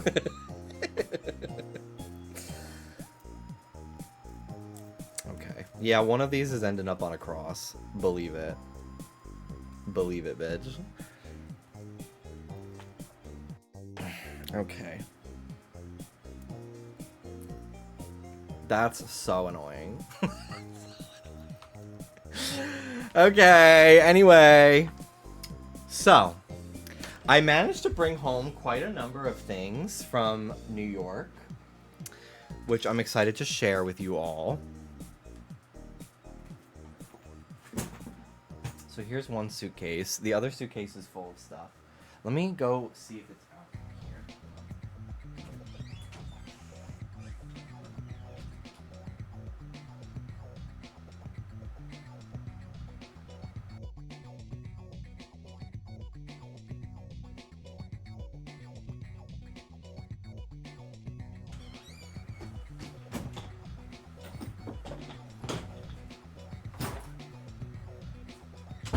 On my trip to Tahoe, my nail polish remover spilled in my suitcase. So it was time to buy a new suitcase anyway because my old one was falling apart. But I was like, I really cannot bring something doused in a stinky flammable liquid to the airport. So I opted to just get a new suitcase, and it was on sale, so I don't feel bad about it. It's very nice. It can roll sideways. Oh, we'll get to the fucking... Well, I guess we'll just talk. I made a TikTok about it. So I ordered 2 Big Into Energy and a Hachi Poo Poo figure off of Pop Mart a few weeks ago. It was like a pre-order. And then that arrived while I was in Tahoe. Hannah picked it up for me from the mailroom and then held on to it. So when I come home a few days later, I open it up. And it's a fucking... I would show it, but the box has my address on it. It's a fucking Demu Disney that somebody got from Pop Now. And it's a Goofy inside. I didn't open it, but it has a sticker that says what it is. So of fucking course it is. But they sent me the wrong mail. So I've been arguing with Pop Mart on email for days now, trying to get a fucking refund. And they're being so annoying about it. So fucking annoying about it. They still have not... They said they're going to give me a refund when I send it back, but they still haven't sent me a shipping label, and I'm really fucking pissed off about it. It's really fucking annoying. So, and a lot of people have had this issue where Pop Mart just sent them the wrong thing, which is crazy. And then oh, I didn't even get to the crazy part. So in the email, when I sent them an email saying like, hey, this happened to me. Here's my order number, whatever. They said, please supply an unboxing video of you opening the brown cardboard box, like of you that you have from before you opened your mail. Why the fuck would I have that? Why the fuck would I have that? So if you're opening anything from Pop Mart, I highly recommend you film the entire thing. I threatened to chargeback on my bank if they don't like fulfill my fucking order or whatever. It really fucking pissed me off. The gall that they have to ask me to fucking prove their mistake. Like, it really bothered me. Okay, so I'm looking for... I brought something home I wanted to show, but I can't find it now. Oh, here it is. So, this... the famous Paperboy cap.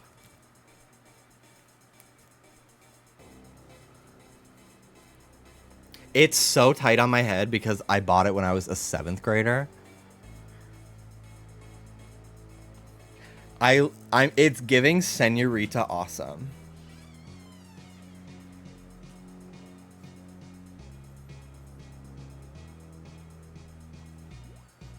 So yeah, I brought this home because I thought it was funny. And you guys are gonna gag. You guys are gonna gag at what I found in my bedroom. It was under my bed, so I completely forgot I had it.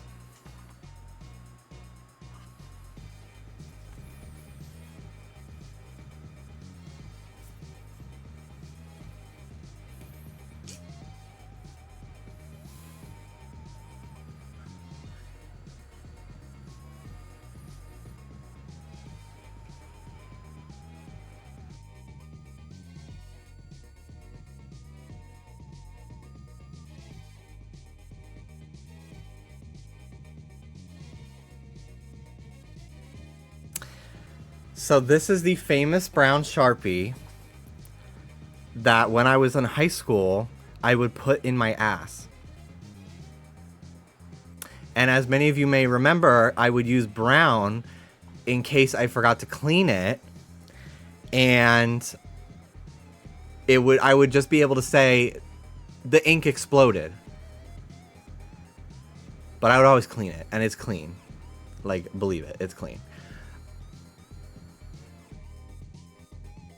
So, this is it. And upon further inspection, it is really not as brown as it should be for what I was doing with it, for my plan. It's literally like orange, which is crazy. But yeah, this is literally going in the Wetsy Museum. Like, this is a historic artifact. This is such an integral piece of lore. Do you not understand? And it still works, I think. Honestly, loved this marker. I thought it was such a like bougie color.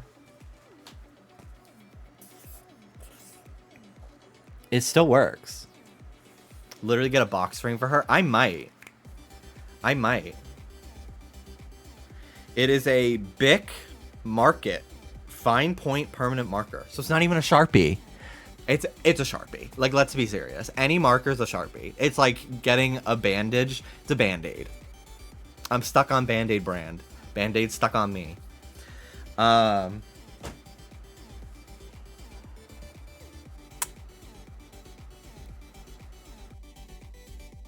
Here she is. But yeah, I guess it's been under my bed for years.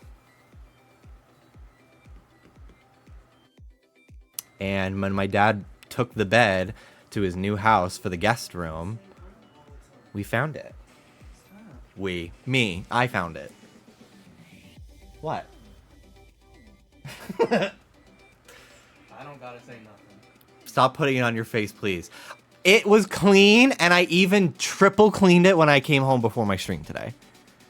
Because I knew you bitches would be zooming in looking for specks.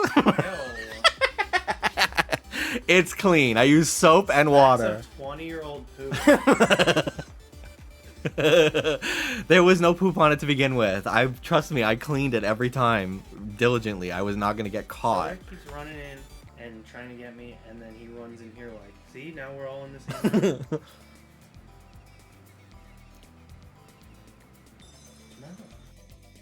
So what's the Sharpie's name? This color is Adobe Orange. Wow, it even says orange. Not even brown. That's crazy. I meant human name. Oh. But yeah, I knew you guys would gag. The minute I saw it, I was like, this is such a integral piece of the puzzle.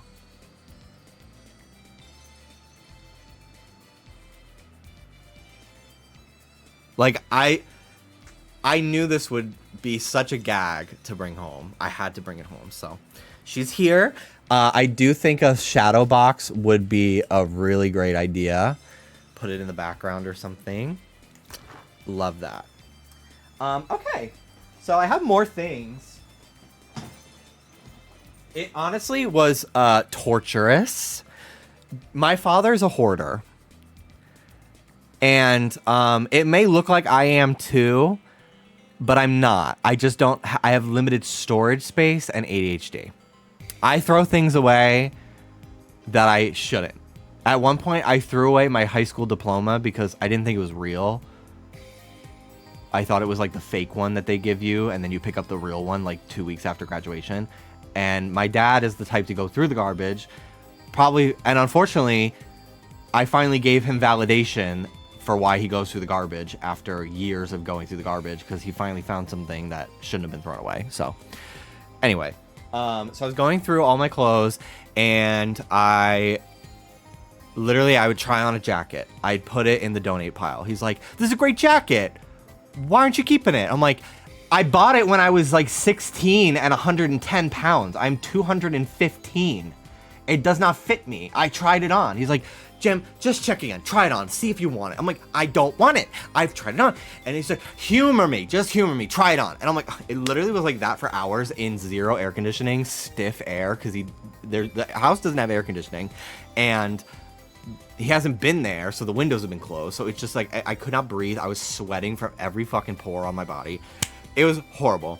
So I said to him, I was just like, literally, if it's a game, a controller, or a toy, send it. If it's not, throw it away.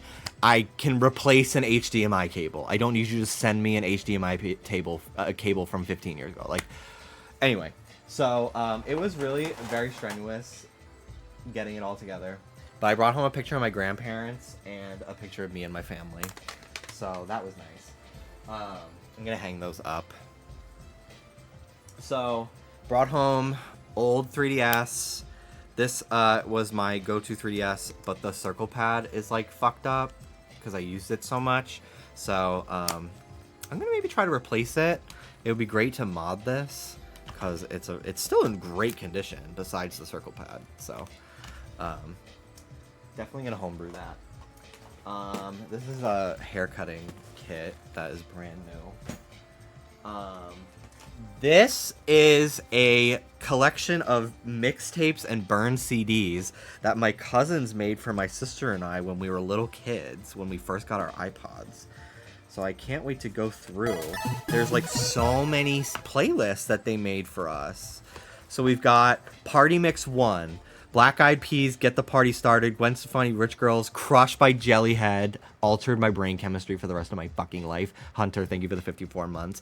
Kylie Minogue, Can't Get You Out of My Head, ABBA, Dancing Queen, Cha Cha Slide, Macarena, I Want Candy by Aaron Carter, My Happy Ending, Avril Lavigne, Temptations, My Girl, Beatles, Something in the Way She Moves, James Taylor, Brown Eyed Girl, Rick Springfield, Jesse's Girl, B-52's Love Shack, Destiny's Child, Lose My Breath, Kelly Clarkson, Since You've Been Gone. Party Mix 2, Outkast, Hey Ya, Britney Spears, Toxic, J-Lo, Get Right, Bruce Springsteen, Summer of '69, Janis Joplin, Me and Bobby McGee, Spirit in the Sky, Lonely No More, Jumpin' Jack Fish, Funky Town, Chicken Dance, Hokey Pokey, Locomotion, Like a Prayer by Madonna, What a Girl Wants, Christina Aguilera, Aretha Franklin, Respect, Michael Jackson, Beat It, Destiny's Child, Naughty Girl, Stayin' Alive, Aaliyah, More Than a Woman, You're My First, My Last, Barry White, Britney Spears, Do Something. Why don't you do something? I fucking love that song. Bruce Springsteen, Born to One, Cyndi Lauper, Girls Just Want to Have Fun, American Pie, Hot Stuff by Donna Summer, Brick House, George Michael, Faith being on here is crazy. I did not know my cousins, who were like high schoolers at the time, like fucked with George Michael like that. Like, oh no. And I can't believe like some of these songs like I thought I had never heard before, and clearly I listened to them all the time because they would come on my iPod. Because we loaded these onto our computer because my parents didn't want to buy music because it was expensive. And my parents, especially my dad, he's still like this. He does not like putting his debit card in the internet. The only time I was ever to buy music was when I got an iTunes gift card for my birthday. And I got Best of Both Worlds by Hannah Montana, American Idiot by Green Day. I don't really know why. I was not a Green Day fan, but I heard that song and I was like, oh, I want this because cool kids like Green Day. And then the Jodo Poke Rap. That was it. And then we have Glenn Miller, In the Mood, Fields of Athenry, Have You Seen the Rain, Love Me Tender by Elvis Presley, I Would Walk 500 Miles, Beatles, Revolution, Papa's Got a Brand New Bag, Jump Around, Walk This Way, Me and Julio, Jump on It, Build Me Up Buttercup. So many things. There's a Kids Bop. We have 2 Kids Bop CDs in here. This is Kid Power. Completely different from Kids Bop 2. Kids Bop 2, bitch. Kids Bop 2. And then we have Alvin and the Chipmunks, the A-Files, Alien Songs. It's a CD of Alvin and the Chipmunks songs. All around aliens, a parody of the X-Files. And we have Kids Bop 3. The fact that I have some of the first Kids Bops ever made is crazy. Absolutely crazy. So yeah, we have that. I also have Ronald McDonald, The Visitors from Outer Space, which they used to give out at McDonald's back in the day. There were like 4 different VHS tapes. I had this one and the one where they turn into babies, but I couldn't find that one, so we just have this one. What else is in here? Spirited Away, Totoro. A bunch of N64 games as well. We have what's here? Pokemon Stadium, Bomberman Hero,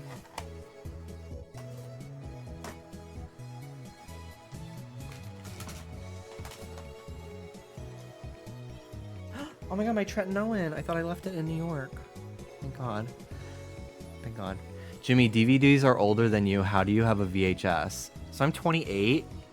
I grew up in the era where DVDs were just starting to get more popular, but most people only had a VHS player. Like I didn't have a DVD player till like 2007. I don't know. I still grew up with a lot of those things. A lot of the time, it was a DVD VHS player hybrid that people would have.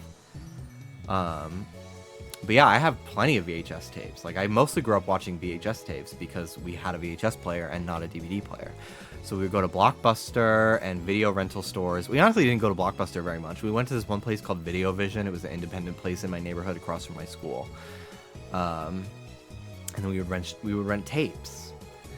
So, what else do we have here? I have these Mario figures that I never opened because I liked how they looked in the box. So this one has like a warp pipe and a Goomba, and it looks like it comes with replacement hands for Mario so he can hold the shell. And then I also have the Mario as well. Still in the box. Still in the box. So I'll probably take these out and put them on display. They look cool in the box though. We'll see. Very cool. So yeah, I have that. This is a picture of me and my sister and our dog Bailey when we first got her. So I love that picture. I have a Game Boy Pocket. I only grew up with a Game Boy Color and then an SP. I have a Japanese copy of Hey You Pikachu. These I got at yard sales for like $1.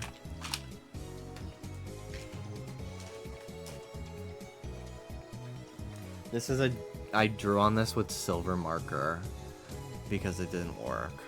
I bought it at a yard sale for $1, and then inside it was Mario Kart Super Circuit.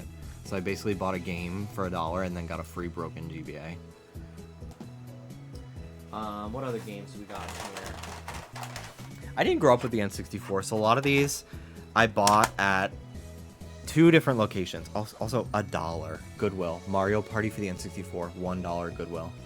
There was one time I went to Goodwill and there was a stack of N64 games there for $1 each, which was fucking crazy. And it was like good ones too, and like very expensive ones, like DK64, $1. Like, are you fucking nuts?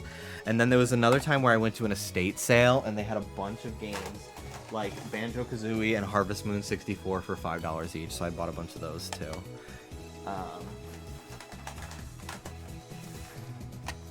So I'll just take all them out and then I'll go through the stack. And I believe the N64 games, because I bought them at a game store, they shaved off the part, yeah. So Japanese N64 games have a different shape at the bottom than American ones to keep them from being played on an American system. But you can just shave that part off with like a knife or like a sander or something. And then you can just play Japanese games on an American system. You don't have to do anything like on the hardware side. You just shave off a piece of plastic.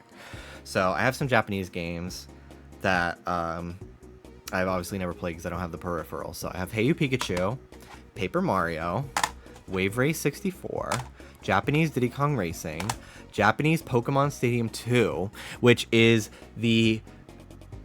So technically, Pokemon Stadium 2 that we got in America is actually the 3rd Pokemon Stadium, which I believe I have the actual original. So there was originally Pokemon Stadium, and that didn't even have all the Pokemon. It had like 60 Pokemon in it. And then they came out with Pokemon Stadium 2, which became the Pokemon Stadium that we got in America. And then Pokemon Stadium Gold and Silver became America's Pokemon Stadium 2. And I do have the OG Pokemon Stadium, but I don't know where that is. I have Zelda, Ocarina of Time. I have some N64 games that I brought with me when I first moved to Florida that I think are out in the living room. So this must just be the other half of the N64 collection that was at my dad's house, because I definitely have more games than this. American Diddy Kong Racing. 1080 Snowboard, Glover. I really want to play Glover on stream. Harvest Moon 64. I have 2 copies of Donkey Kong 64. This one I got at the estate sale for $5, and then this one I bought at Goodwill for $1, because I was like, how am I gonna... I don't care if I have it already. How am I gonna turn down a $1 game? Like, the gag of the price tag is crazy, and also, like, I could give it to somebody if they want that game. Mario Party 1, again, $1 at Goodwill. Fucking nuts. And then American Hey You Pikachu. So I do have Majora's Mask with the lenticular logo, and it's plastic, and I do have a gold copy of Ocarina of Time as well. I believe those were the 2 I got at the estate sale.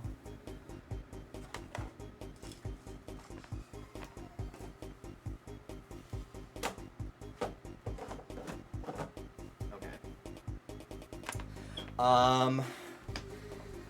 This is a plug-and-play Thomas the Tank Engine game that I got because I was going to do a video on Thomas the Tank Engine games back in 2016, but I thought I was an unfunny, talentless hack because of my depression, so I never made it. So maybe I'll change that because I think that would be very fun to make. Okay. Next up. Also, I have an Oricorio plushie that I had back at home. It's a polka doll, which I don't think they do the polka doll anymore, like this type of plush. Ow!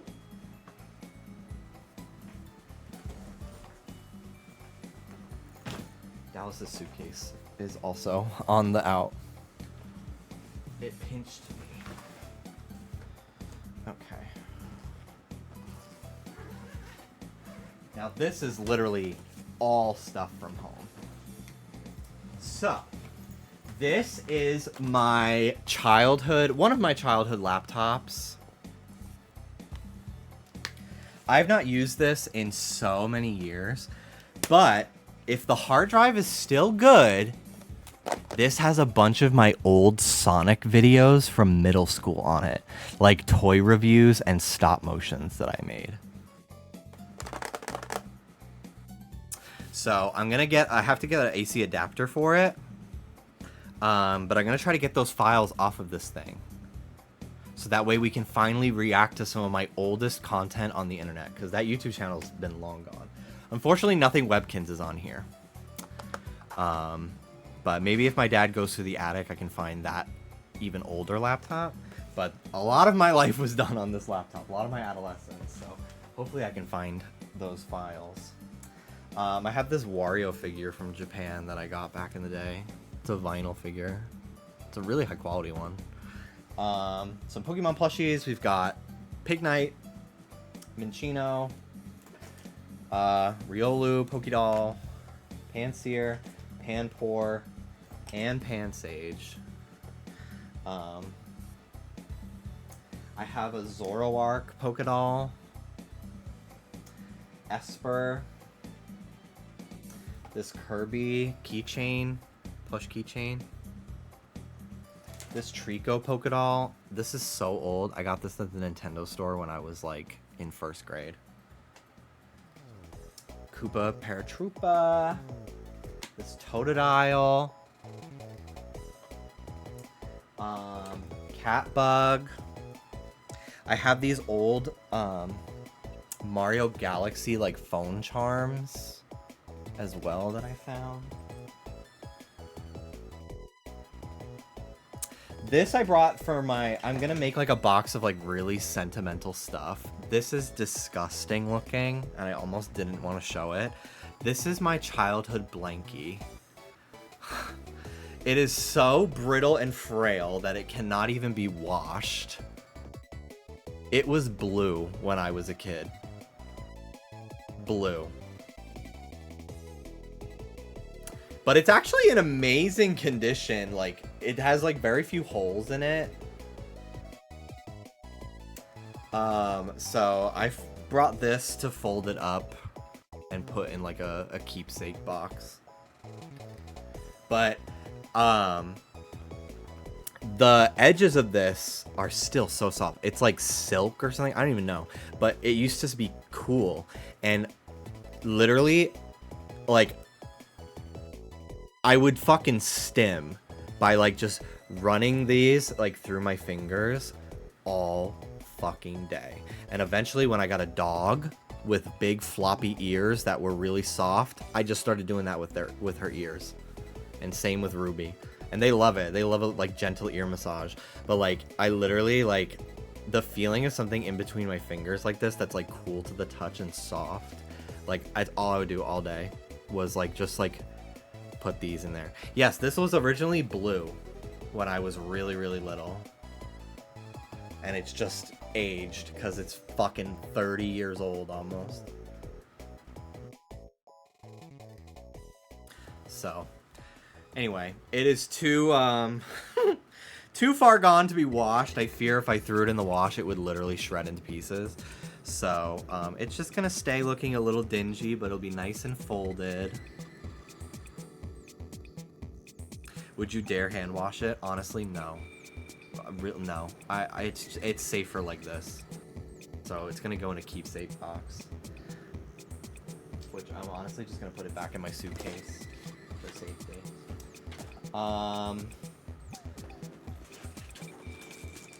This is look at how oxidized this plastic is. This is a Sonic Unleashed Sonic the Werehog figure in the original Sonic Unleashed packaging, Toys R Us exclusive from 2008. This is one of Jazzwares' first original mold Sonic figures. This is fucking crazy, and I've been very nervous to bring this with me back from New York. Because I didn't want it to like get damaged, because this packaging is like The fact that it's like labeled, it's not just generic Sonic packaging, like it's so specific to the Sonic Unleashed era.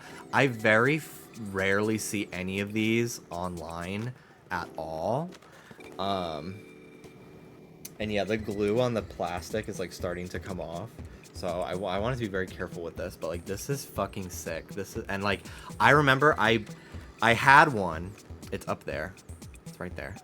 And then eventually I asked my dad to get me another one because I said can you get me another one please for Christmas, because it's going to be worth a lot of money. And I feel like this could, I wonder if there's one listed. Let me go on eBay right now. I'm curious if like people are selling these. Werehog Sonic.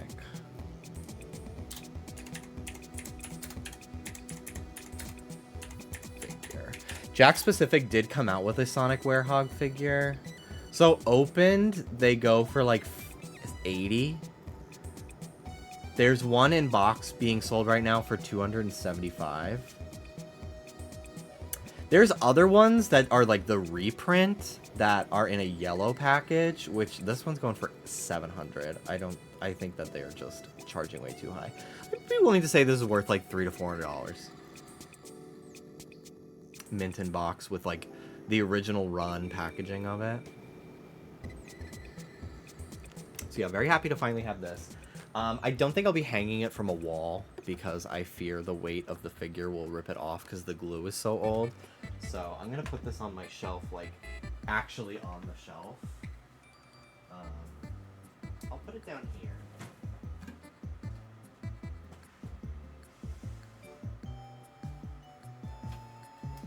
I do want to redo my shelves. I'm in the process of cleaning out my office. I've been cleaning out the closet to then make space to put the stuff that's out here away in the closet, organize that, and then that way I can then get rid of this dresser, and get a new shelf for this room because I want to have more shelves and everything. It's a Lugia Pokédoll.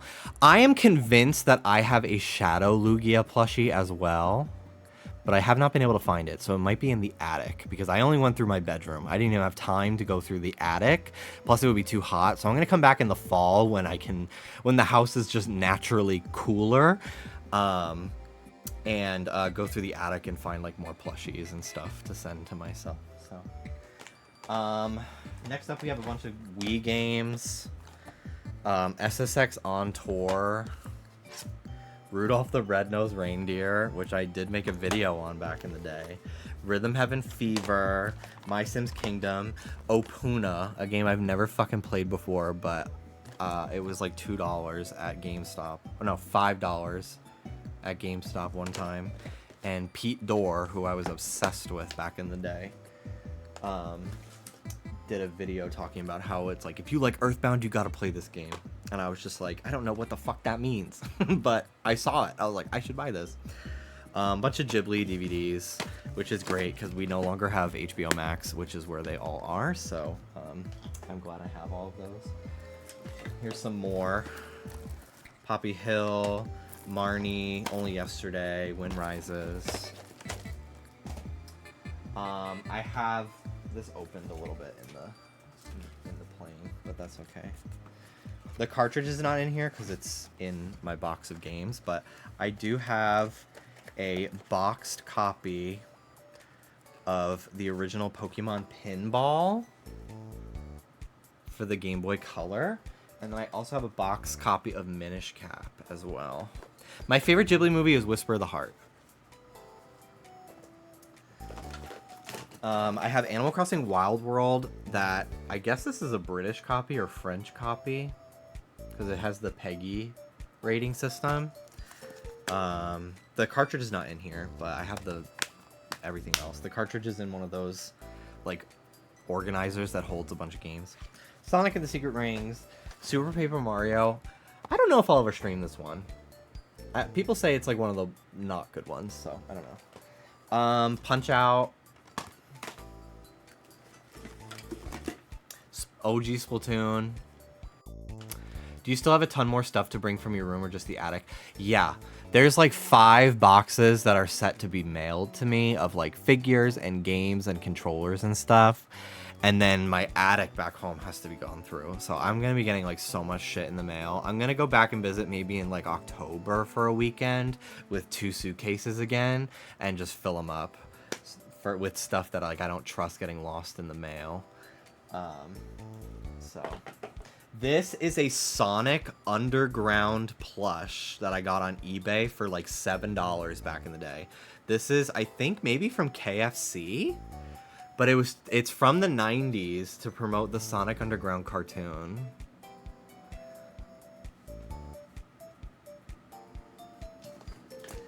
These are some Mario figures from when I was a kid that are from Japan.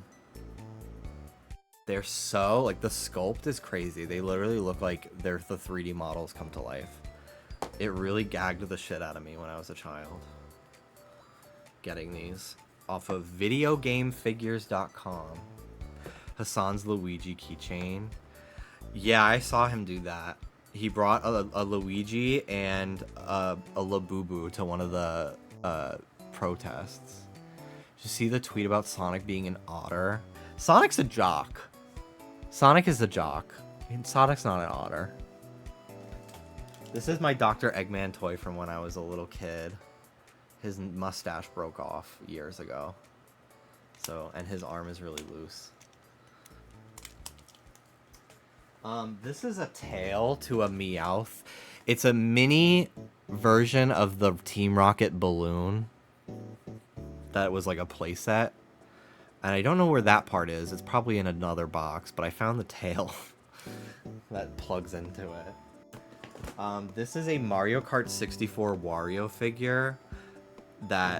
These are so fucking hard to find and expensive.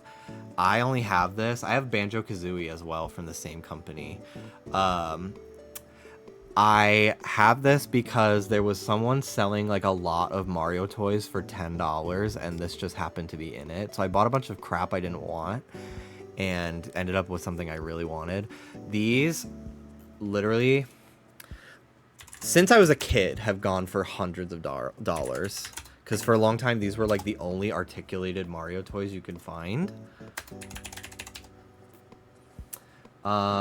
This Wario figure in box on eBay goes for $250. They come with a cart usually. I don't know if the cart is in here. But yeah, I have Wario. I have just the figure for Wario, and I have Banjo-Kazooie, who's in our living room.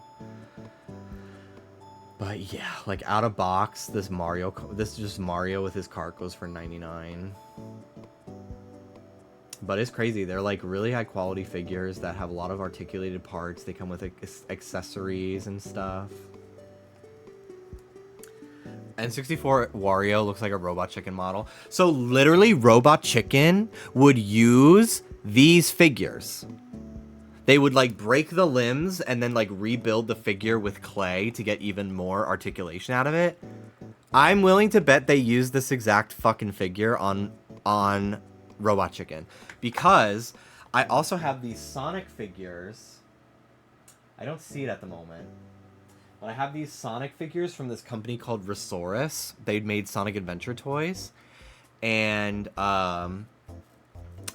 they used the head of that Sonic figure on Robot Chicken back in the day.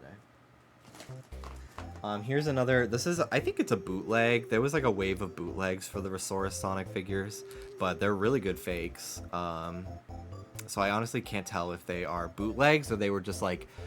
Resource went out of business like shortly after the Sonic Adventure came out. Like they were not around for a very long time. So I have to wonder if like all of these companies were just buying like their unsold stock and selling them on eBay, because I have 2 of these like Wave 2 Sonic Adventure figures that came without any of their accessories. I have Gamma as well. He's up there somewhere. But I have Amy and Big as well, and I remember even as a kid they were like stained yellow, so these must have been like factory rejects, because I find them to be way too high quality to be bootlegs.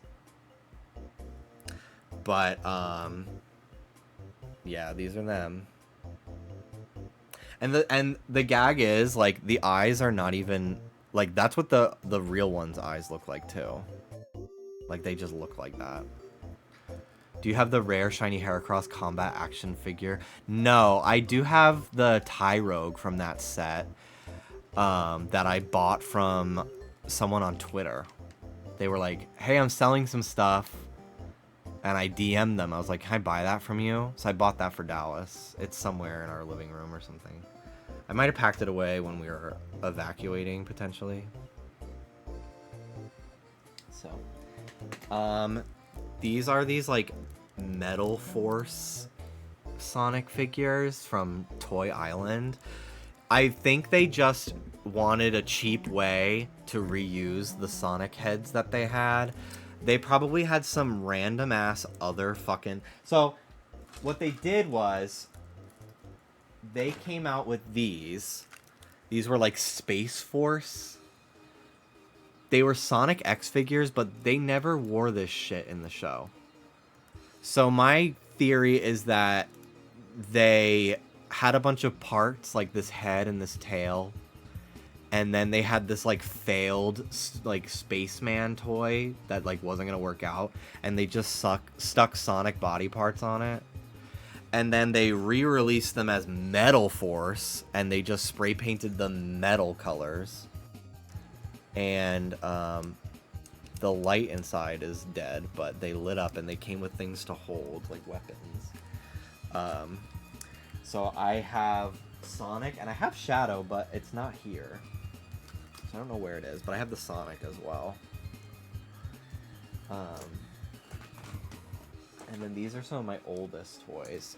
So these are these Mario and Luigi and Yoshi. I have Peach and Toad. I don't know where the Peach is, but I'm sure I'll find it eventually. But I have this Toad as well. These were the glue of my entire childhood. And they're so dinged up from being played with. It's fucking crazy. But... my mom got these for me for Christmas one year, and it changed my entire life. Because I had not had, like, Mario figures before until these ones. It was amazing. Oh, here's Shadow. There's a bunch of, like, clay on it from me trying to have his head stay in place because it was super loose. Oh, his light still works. Wow. Oh, this broke in travel. It's a little supersonic toy. These are some McDonald's Happy Meal toys from the 80s, from Mario 3, I believe. This is a little Sonic from the Sonic Generations line of figures that they did. A little classic Sonic. This is a digital camera that I brought with me to Lake George. Or no, Mystic, Connecticut. No, Lake George. I brought this with me on a family trip when I was a kid, basically. And, I want to see if there's pictures on it. But I don't even have the right USB. Like, what the fuck? I don't know if my camera can show it. Have you ever seen this kind of USB before? I've never seen something like this in my life, so I have to find out what the cord is. Because it's not A, B, or C. I don't know what this fucking is.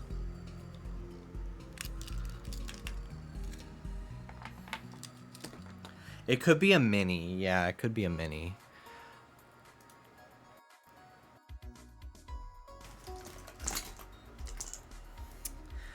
This is a Jazzware Shadow the Hedgehog figure. This is a Mega Man figure. His arms are gone because I don't know where they are. One of them is on this other Mega Man that I have back there.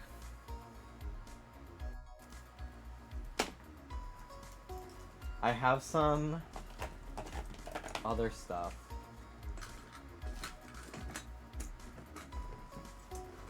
This. Okay. Wow. Okay, okay. He looks like a pool noodle. She had arms and legs and dreams. I have a spring Mario. I have a little Luigi that was a keychain that I took the keychain part off. So much Luigi in this fucking pose, all from different manufacturers back in the 2000s. I have these two little Koopa Troopas. I have this Shy Guy. And I have what I believe to be my very first Pokemon figure ever. Ever.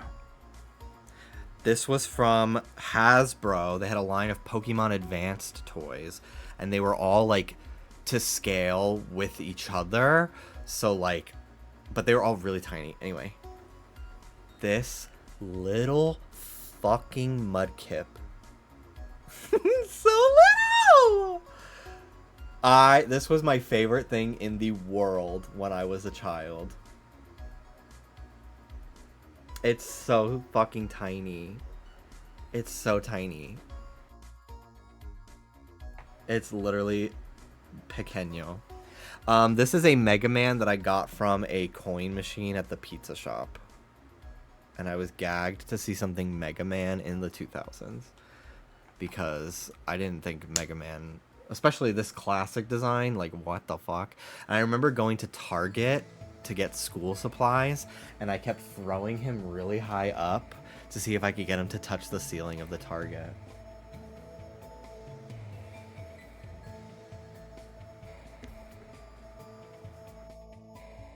Okay. This, wow. So much shit broke in this trip. That's crazy. I can glue it all back together. It's okay. I have this Raymundo from Shaolin Showdown. His hand broke off. It's somewhere in here. I'm sure I could pop it back in.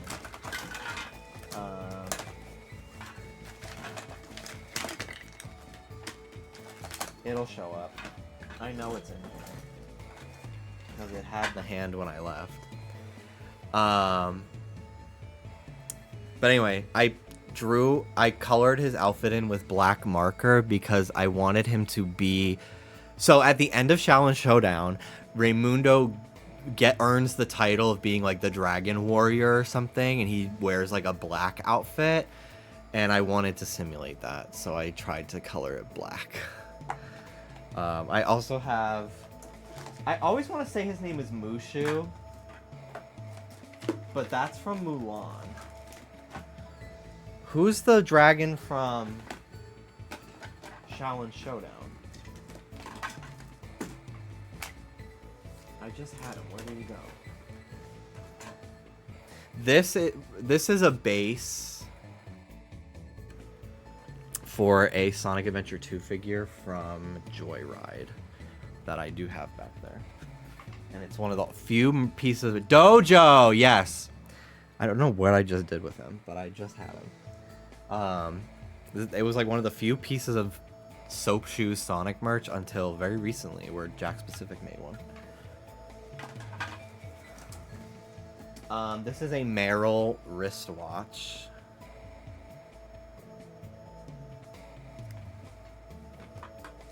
This is my first cell phone ever, an LG Envy. This is where society peaked. This is where society fucking peaked. The fact that phones used to be colorful, the only options you can get for this thing were orange, olive green, and silver. I wanted orange so fucking bad. I don't really like orange on like clothing, but I love an orange electronic. Oh my god. I loved this thing. The full keyboard, bitch. I was texting. I want to charge this thing and see if there's any pictures on it. This is my mom's cell phone. Which the batteries for this is also dead. But it's a camera phone as well, so I want to see if there's any pictures on it.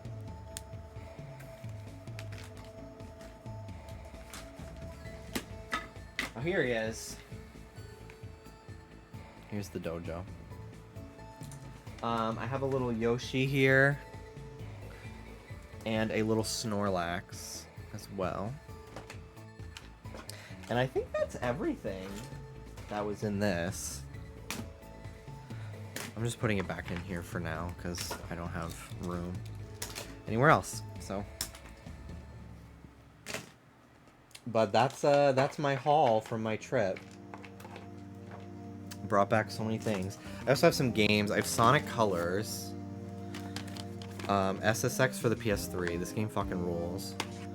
And this is the volume 2 of the manga My Brother's Husband, where this guy, he has a gay twin brother who moved to Canada. The brother dies. This is not a spoiler because it's the premise of the book. And his husband, his gay husband, moves from Canada to Japan to visit his brother. And his brother has to overcome his like internalized homophobia. He's like a single dad, and his brother-in-law, my brother's husband, like comes back to Japan and like helps raise the daughter, his niece. And there's like some like gay moments between, I think, the twin, this guy and his brother-in-law, I think. But I don't think it's like they're in love. I think it's like, oh my god, he accidentally walked in and I'm changing, and it's so awkward because I look like his dead husband. It's very wholesome. It's a lot more wholesome than literally anything Gengoro Tagame, one of the pioneers of massive goods, has made. Pretty much known for like bara porn, but this is a very like safe for work, wholesome manga. So I have volume 1 and 2. I don't know if there's any more than that, but anyway, I brought that back. And yeah, that's pretty much everything I was able to fit in my suitcase. There's more stuff that'll be shipped to me, and we'll do little unboxing videos when my dad sends them my way. But for now, that's it. That will be all. Okay. Well, thank you for the show and tell and humoring me during that. Let's play some Animal Crossing, because I have been playing a little bit in my free time. But I've been trying not to do anything like crazy, like decorative. I've just been like grinding miles and money and stuff in my free time. I tried to let my little cousin play on my Switch, and I put on I was gonna put BDSP on, but I didn't have a save file on here, and I didn't feel like having him grind through the fucking tutorial. So then I just put on Scarlet and Violet, but he was incredibly overwhelmed by constantly running into wild Pokemon and all of them wanting to fight him at once. It was stressing him out. I was like, honestly, T, like, why the fuck do I need to be ambushed by 50 fucking Tauros at once, actually? So we ended up just going through my Pokemon Go collection instead, and I spent money on TCG Pocket for the first time, solely because he wanted to he opens packs on his mom's phone. Hold on, where's my...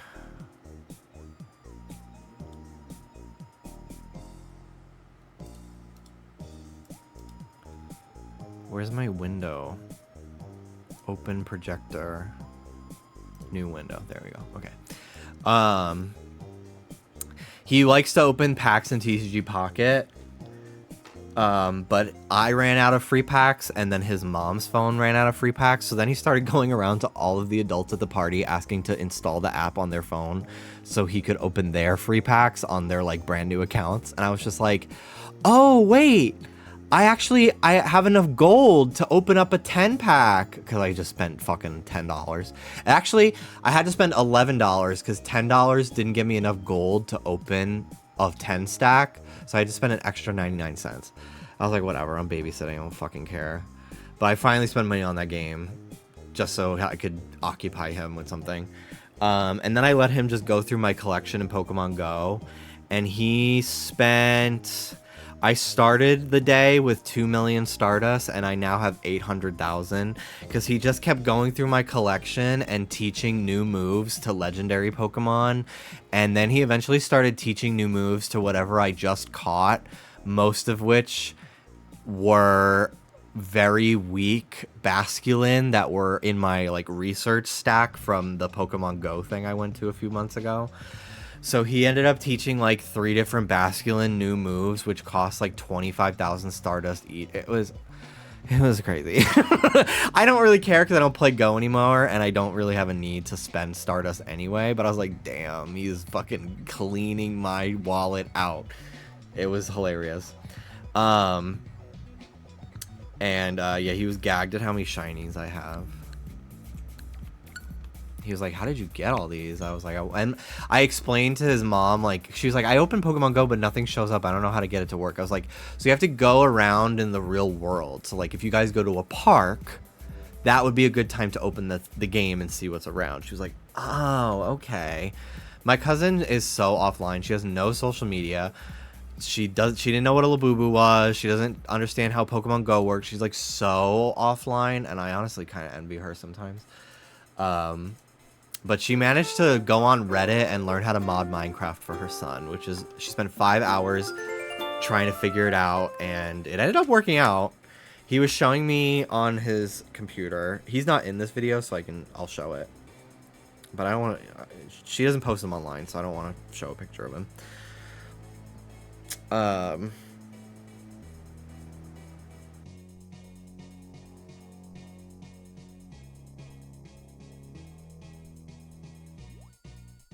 I also found a bunch of pictures of me when I was a little kid that I took with me as well. Okay, I'll open it in... Can I open it in Chrome? Please let me open it in Chrome.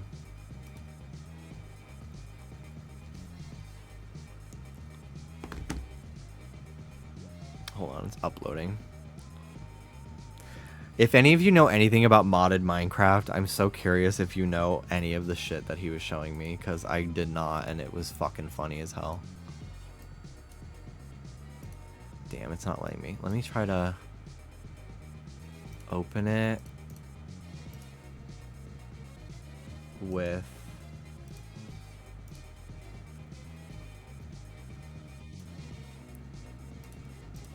Photo Windows Media Player. Is this the kid who was shy and liked dinosaurs? Yeah, and he even said, I think I like Pokemon more than dinosaurs, which is fucking crazy. Like, monumental moment. Okay, can you see it? Yes, you can. Cool. Okay, so this is him showing me the Minecraft mod that his mom just installed. Cataclysm. Cataclysm, This cool. isn't even all. If I scroll down, here's some more. There's more of Cataclysm. Wow. And there's a bit, and I think there's just might be one more. Nope, that's it. He was playing Minecraft so with a cool. trackpad. I was like, we need to get this kid a mouse. Because he was like going through his like toolbar. He was just in creative mode, so he was just like flying around and clicking things. But he was like pretty adept at figuring out how to play. It's not all. Mm-hmm. Whoa, look at all those weapons. Look at These are so cool. This is called the Daybreak Insanity. I like the Insanity. That's a really cool Guess what one. the Insanity does? What's that sword? What? This one that you have down here. Okay, I'll show you this one. It Cool. shoots blue fire. Whoa. And the Insanity is in, I think, slot 7. No, that's... He's just the cutest little thing. But like, yeah, completely like became a social butterfly when I was around. It really made me feel like I was doing good things in the world by existing and being myself. Okay, let me change my category now because I am playing Animal Crossing.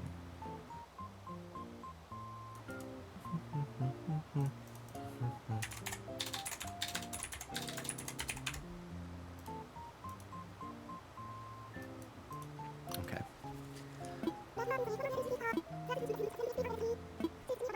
July 16th. I'm only a little bit ahead. It's raining though, so I might time travel. My Nook's Cranny finally upgraded, which is nice. So this is what I have so far in terms of my setup here. So, for those who were not here recently, I have been working on designing all of my own patterns again, this time for a city build. So, this is what I've been working on so far. And then I have a couple other patterns that I did on my last island that I sent over. But yeah, I've been basically working on this 9-tile, I mean it's more than 9, but this road path, basically, for my island. And, it was kind of fucking hard to set up, but I eventually got it done. What is going on here?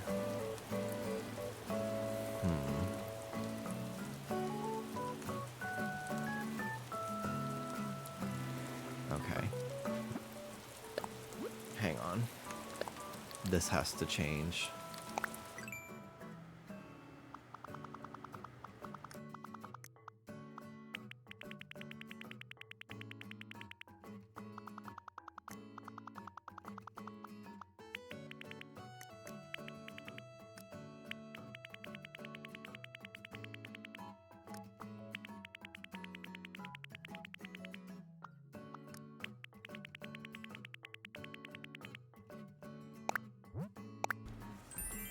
Okay.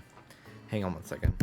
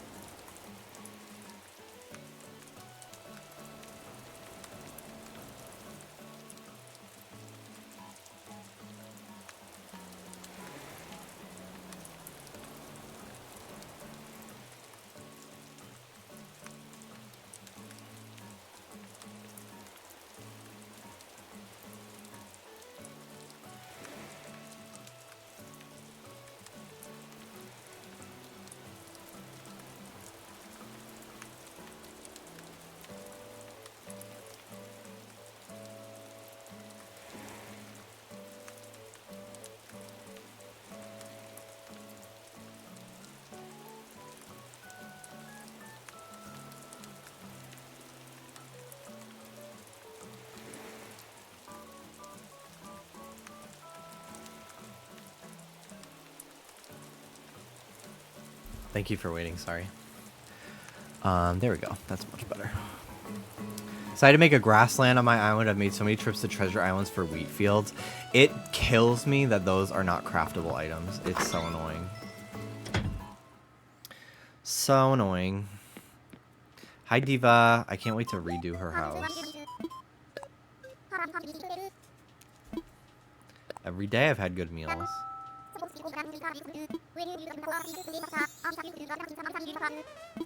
Something blue. You got it. I'll get you something blue. There you go. Is that good for you? Ooh. Did you guys hear that? I think I'm going to look into getting a professional massage for the first time in my life. Because I have been fucking feeling it lately, and I need help.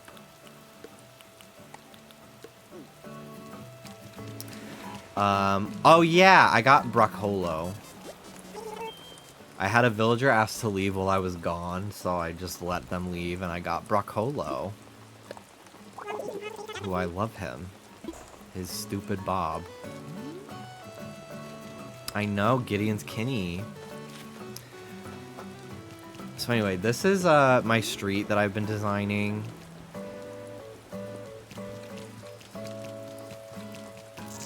I've been starting to move some of my buildings to the beach to make space for them to continue to build. I haven't flattened the whole island yet, which is what I'm gonna do before I like really start building like a lot. But it's mostly flat now. I did flatten quite a lot, as you can see down at the bottom.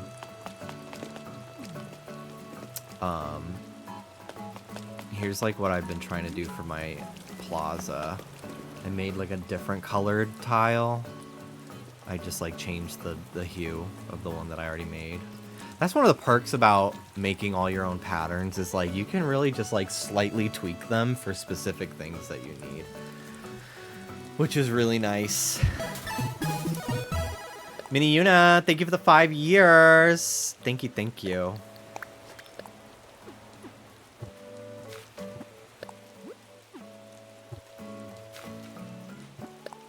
Jimmy, your eyes, they kind of remind me of Betty Davis. Roblox! See, that looks fucked, but...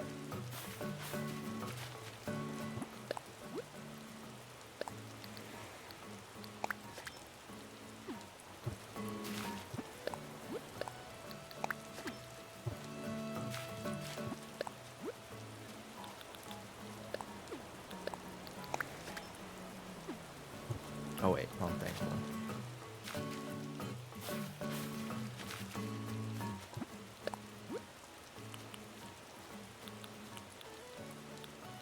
Okay, I still have to make new ones for these.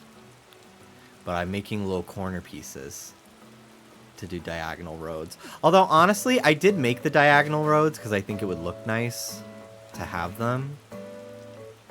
But I actually don't think I really will be decorating with them very much. Because it just takes up pattern space that I don't really have or want to use. But yeah, this is my like entrance area so far, what I've put together. A lot of these villagers are eventually not going to be here. Bill is going to stay. And I'll probably keep Quinn just because she's cool. But yeah, I've been refraining from decorating too much off stream. So I've just kind of been like testing out patterns and doing boring shit. So yeah, still have a lot to do on this island. It's like so still at the beginning stages.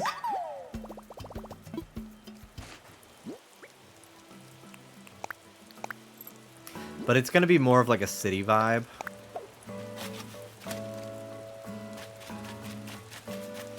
So I have a lot of items I need to get. But for now, I've just been focusing on getting money. So I can pay off my home loan. So I can have more storage to store more items. But I've been trying to... I probably will end up at a treasure island at some point. But my main goal right now is to blow up and then act like I don't know anybody.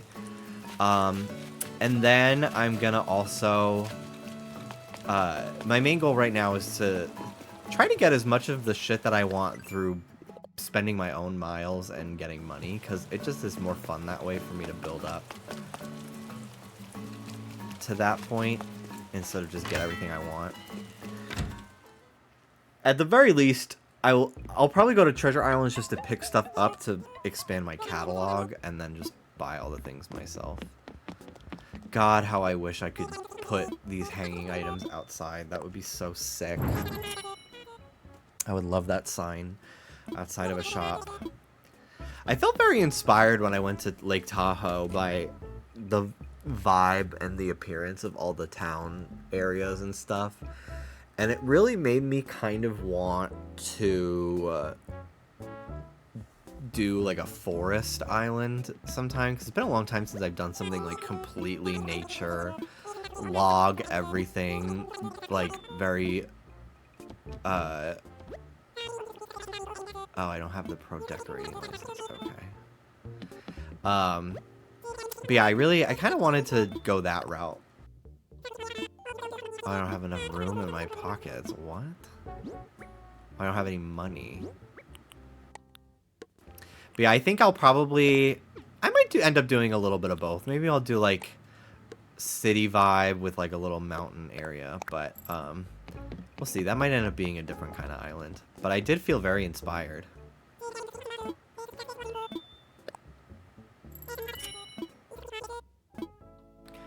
How do you feel about the bans Nintendo's been giving people lately over names and buying games and getting banned? I don't really know what that is. I have not seen anything about that. So I don't really know what is going on there.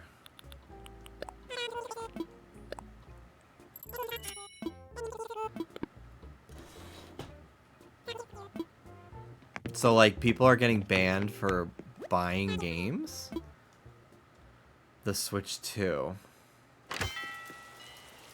I still don't really understand the question. But if people are getting banned for, like, inappropriate usernames, good. Because before, I used to get people with fully the N-word as their fucking name racing against me in Mario Kart all the time. Using used games. Are you fucking serious?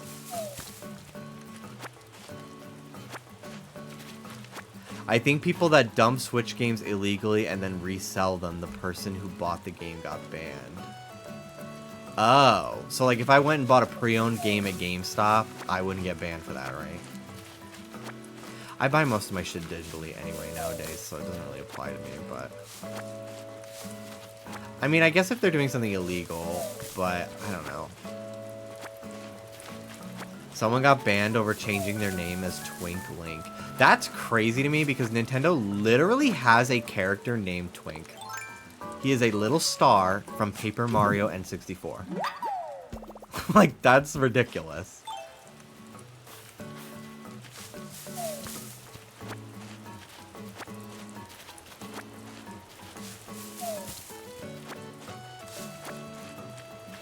Well, that's nuts.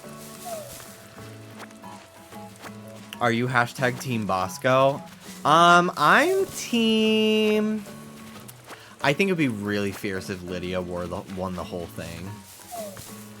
I was rooting for Mistress. I really was.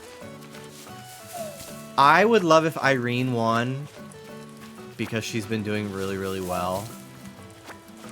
I feel like they're gonna give it to Ginger.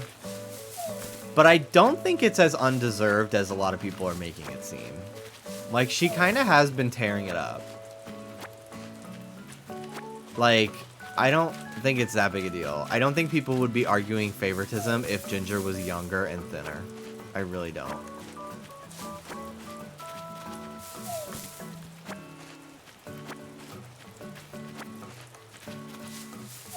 I think it's fatphobic. A lot of the criticism towards Ginger Minge. Because it's not like she herself fucking did anything. At least as far as I'm aware.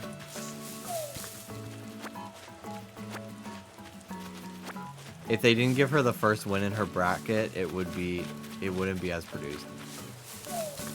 Yeah, I guess. I kind of thought that... I don't know. I'm very on the fence. I don't think Denali, like, did bad in that lip sync, but I did think, like, she did a lot for a song. She spread her asshole to a song sung by 14-year-old Miley Cyrus. Like, it was a little crazy. Yeah, honestly, I think I'm Team Georges and Irene. I think those are my two ones that I actually would really like to see win. Georges has been so fucking good this season. She was on All-Stars 8, too, or 9, whatever the fuck it was. But she's just been, like, she's just so good. It's so fun to watch her do things. I would really like to see Aja make it to the final, too. Because I love Aja, and I'm just so happy to see her, like, back and in, like, a better mental state. And just, like, she feels like she's really become a fully formed person. And I want that to be rewarded. But I fear, based on her track record this season, it probably will not go to her.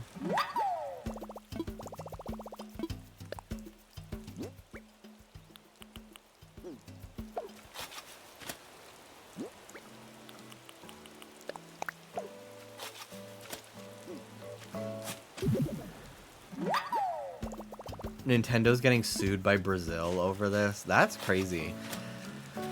I will say, you know, the Switch 2 is kind of an outlier because it actually has been very successful, but Nintendo seems to have this pattern of, like, they have a system do really well, and then they get really fucking arrogant, and it bombs. And then they have to be, like, desperate,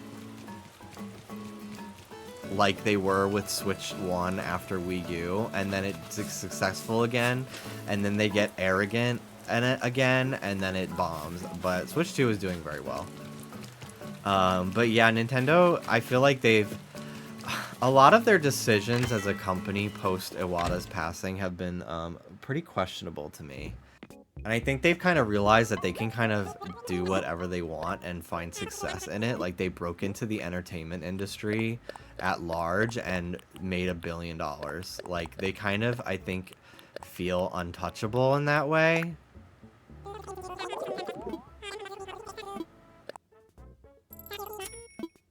The guy has bought secondhand games and got banned, but after talking with customer service, it got reversed. Interesting. So it could be like an error in the anti-piracy, maybe, and that could be something that gets patched out. Doesn't help that PlayStation and Xbox are not really giving them serious competition anymore. Yeah, like, really. And, like, a lot of the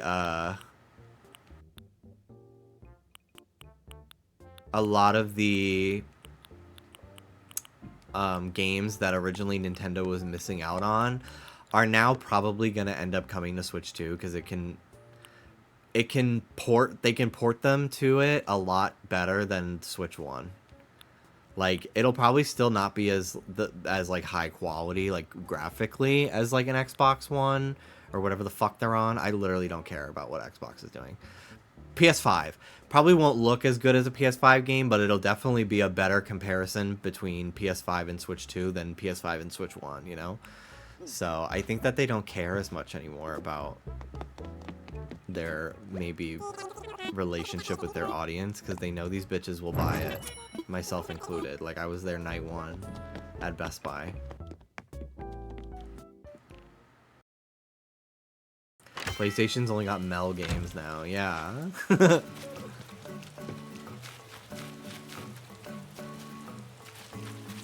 Aja is one of the few with actual storyline in the merge, so I have hope. Yeah, that's true. I think she'll make Final Four. But unless they give her... Well, I guess they're done. See, I think that this season is ending too fast. I needed at least 2 more... I needed them to get to a Final Four before doing this lip sync, personally. Like, the fact that we're going into a finale with 8 people is fucking crazy. At that point, what was the point of these 2 previous episodes? Just to, like, give the person they want to win more challenge wins to really hammer in that they're gonna win. There were not enough episodes after the merge. And I do think that this format, even despite, like, the weird pacing towards the end with this merge, I still think that this is the best season of Drag Race since All Stars 4. And I am very excited to see this format continue. I really hope that they workshop it a little bit. For All Stars 11. Mandom, thank you for the 61-month resub. I also hate that they let 2 judges pick the same person. Like, what? Yeah, I agree. Also, I just find their choice odd. Like, you would think it would be somebody who, like, won in one of the brackets, at least, and got robbed. Like, you would have thought, like, oh, this is where they add Denali. This is where they add Tina Burner, you know? Although I don't necessarily think they were robbed, but, like, what the fans are saying. So they chose, 2 people chose Carrie Colby and 1 chose Mistress. And I just found that an odd choice. But yeah, it's probably because Carrie's already in LA. I don't think Carrie Colby's, like, not qualified. I just am surprised, like, narratively, why they would have chosen somebody who they gave bad critiques every week. That's really all I'm saying. Either way, the bitch who's coming back is not fucking winning. It's literally just a gag. Like, there's no way. It just, people would fucking rage. Unless they fucking destroy every lip sync, I guess. But production doesn't really care about the actual lip sync. It's all pomp and circumstance. They have their winner picked already, no matter how well they lip sync, you know. Yeah, I was surprised they revealed who they chose too. At least we don't know who, like, won the lottery, but it's a 2 against 1. Like, I'm sure it's Carrie. It just would make sense to me. Otherwise, like, what was the point? I'm so hungry. Dallas is going to get our food in a few minutes. I got a teriyaki beef bowl. Just like how Big Brother Jimmy is gonna win. Not my pick. I have seen many clips of this Jimmy guy, and he seems iconic. I have not watched Big Brother yet because it started while I was gone, and I just haven't caught up. But Dallas has been kind of keeping me posted. What just happened?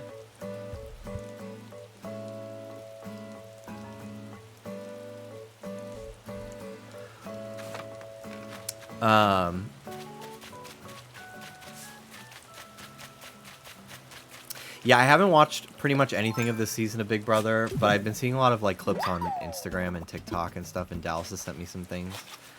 I'm gonna catch up, because I would like to, because I'm interested. Who's the girl who says, I am not gonna fall in love with any of these guys because the men I'm interested in could not pass the psych test to get on this show? Who said that? What's her name? I want her to win the whole thing. Her or Rachel. The aura painter? That checks out. I like her.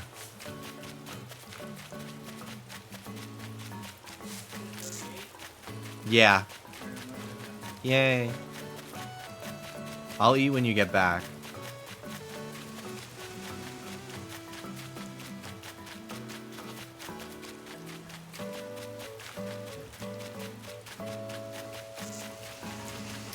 Do I have any more fossils? Yes, I do.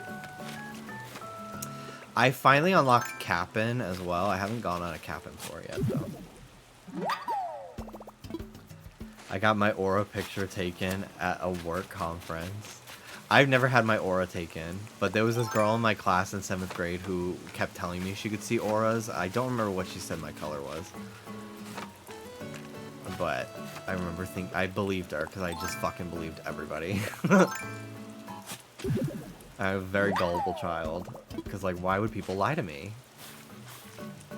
What reason would they have to lie? None. They're just children.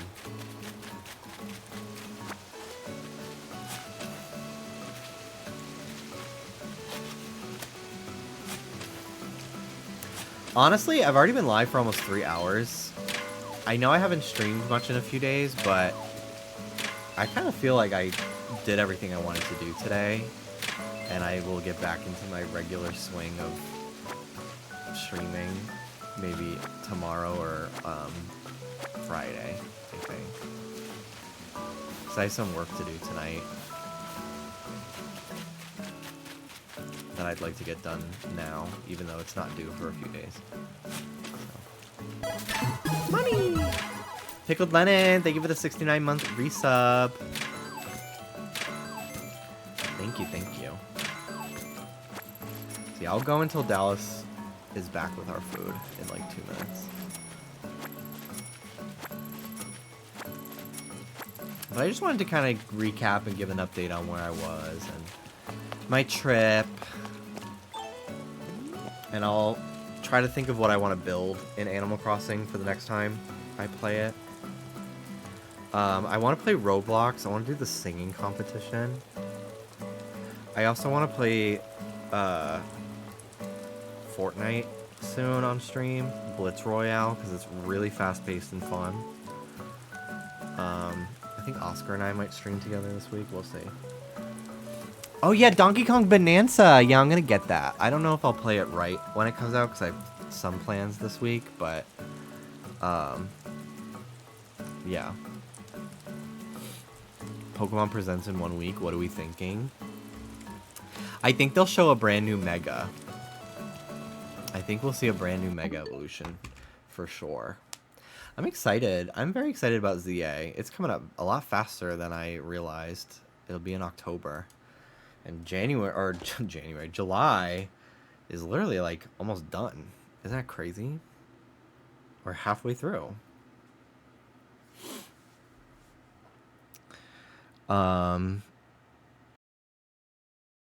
Yeah. All right.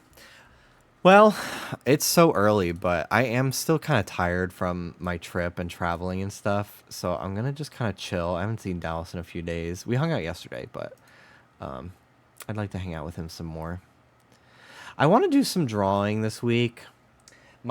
Thankfully, the screen is okay, but my screen protector on my iPad got scratched the fuck up in my backpack on my trip. And it was it simulates paper, and I like to draw on it. So I took it off to check the screen. Screen's fine, but the screen protector's fucked, so I bought a new one. And honestly, I bought it like 5 years ago, so I'm kind of impressed it went this long. But yeah, anyway, so I want to draw this week. I kind of want to start a Patreon sticker club. So I kind of want to draw some things that would make good stickers that I could like stockpile ideas and then have like an entire year's worth of stickers to give away. I think that would be kind of fun to do. You want it now? Yeah, I'm going to end and I'm going to... Oh, you're going to eat out there with me? Yeah. Oh. So I'll be right out. But yeah. Okay, everybody, take care of yourselves. Hi, everyone. Hello. Hi, Ruby. Let's see. Easy, baby. Okay, go. You're What? gonna... Yeah, Ruby. I'm trying to end. Okay, everybody. I'm gonna raid Anne, who is drawing. Take care of yourselves, guys. I might be back tomorrow. I have some plans tomorrow night, so I might do like an early day stream before I go out to dinner, and I'm gonna see Superman tomorrow, which I'm excited about because I heard it's really good. So take care of yourselves. Thanks for watching, and I'll see you tomorrow with something. I don't know what, but something. Bye.